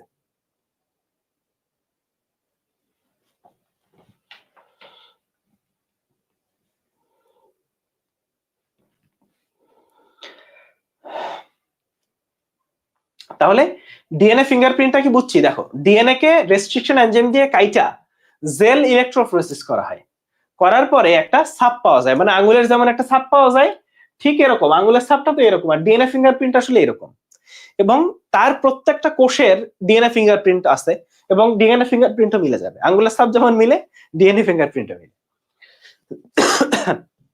এটা হচ্ছে ডিএনএ ফিঙ্গারপ্রিন্ট, এই হলো ব্যাপার। তো এখানে এইটাকে আসলে ডিএনএ প্রোফাইলও বলে, এটাকে ডিএনএ প্রোফাইলও বলা হয়। তো এই ডিএনএ ফরেনসিক্স তোমরা জানো যে এই ডিএনএ প্রোফাইল ব্যবহার করে কিন্তু অনেক সময় হয় না যে একটা বাচ্চা এসে দাবি করতেছে আমার বাপ উনি, আমার বাপ এই মন্ত্রী, তখন ওই যে ডিএনএ, এই যে ডিএনএ টেস্ট করে, ডিএনএ টেস্ট মানে এই যে ডিএনএ ফরেনসিক্স, যে কোনো অপরাধী শনাক্তকরণে, বাবা কিনা এটা নির্ধারণে, স্বজন নির্ধারণেও এটা করা যায়। তো এটা হচ্ছে ব্যাপার, এটার প্রবর্তক হচ্ছে জিনোম সিকোয়েন্সের প্রবর্তক স্যাঙ্গার, পাটের জীবন রহস্য উন্মোচন করছে আমাদের মাকসুদুল আলম স্যার। তোষা পাটের বৈজ্ঞানিক নামটা দেখবা, তোষা পাটের বৈজ্ঞানিক নামটা আসলে দেখবা, ঠিক আছে? তাহলে মোটামুটি এখানে দেখো কয়েকটা মানে ইকোলাই বা কয়েকটা জীব আছে যাদের ক্রোমোজোম সংখ্যা দেওয়া আছে, ক্রোমোজোম সংখ্যাটা জানবা, এখান থেকে তার ক্রোমোজোম সংখ্যা যেটা সেটা একটু জানবা। এখন আসো এখানে আসলে ওইভাবে তুমি জাস্ট রিডিং পড়বা, এখানে যা কিছু আছে এগুলো জাস্ট রিডিং পড়ে যাবা, ঠিক আছে? এখানে যা কিছু আছে, এখানে কিছু কিছু ইনফরমেশন আছে, আর এই তো মোটামুটি আমাদের শেষ।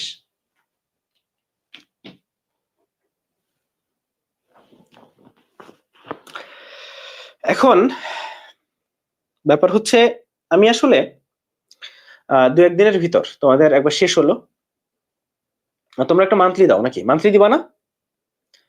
মান্থলি দিবা?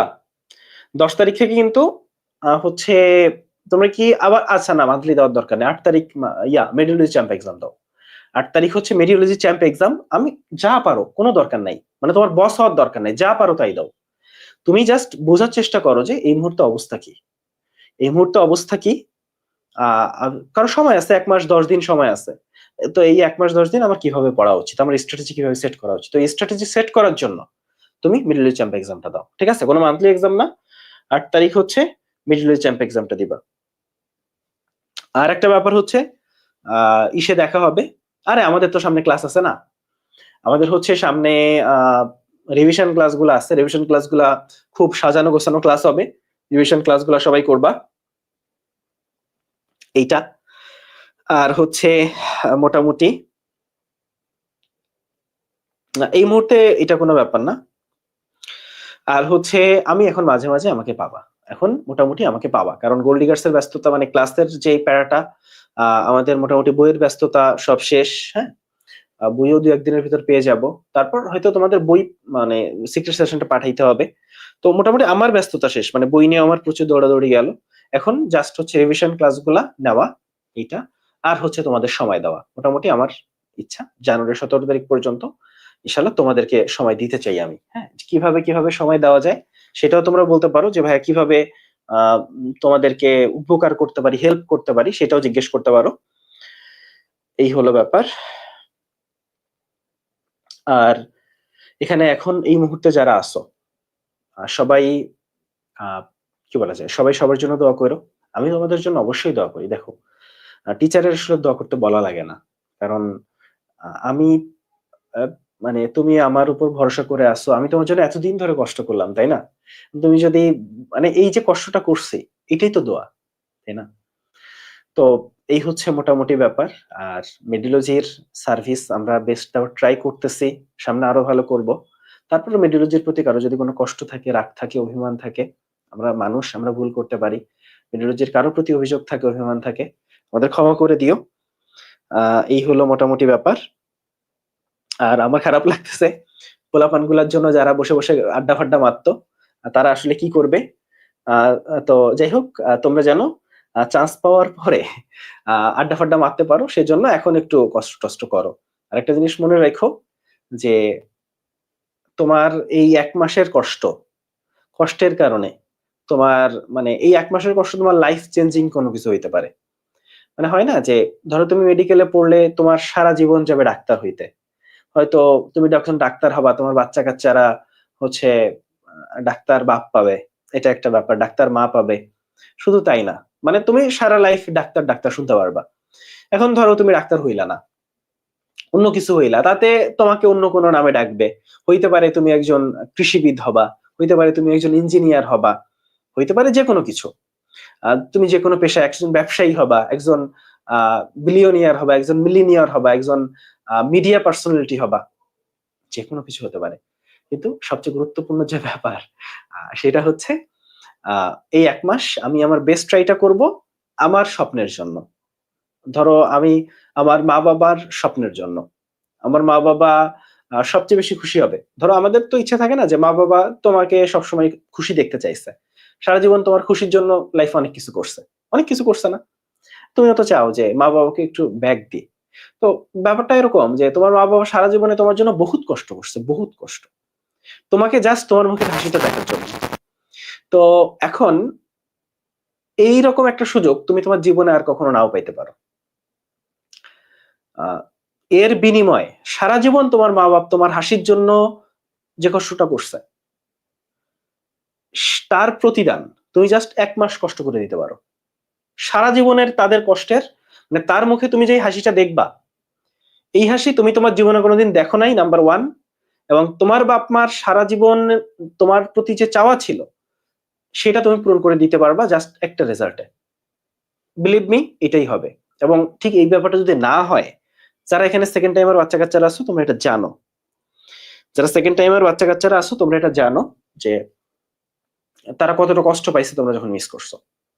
তো সেকেন্ড টাইম আমরা দ্বিতীয়বার আর একটা সুযোগ পাইছি লাইফে, আসলে আর সুযোগ আসবে না, সেকেন্ড টাইমারদের বলতেছি। ফলে এই সুযোগটা ওইভাবে কাজে লাগানোর চেষ্টা করো, ঠিক আছে?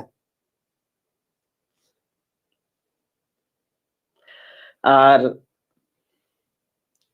মেডিলজির পোলাপান সারা জীবন মেডিলজির পোলাপানই থাকবা, মেডিলজিয়ান থাকবা, মেডিলজি তোমরা পড়ছো।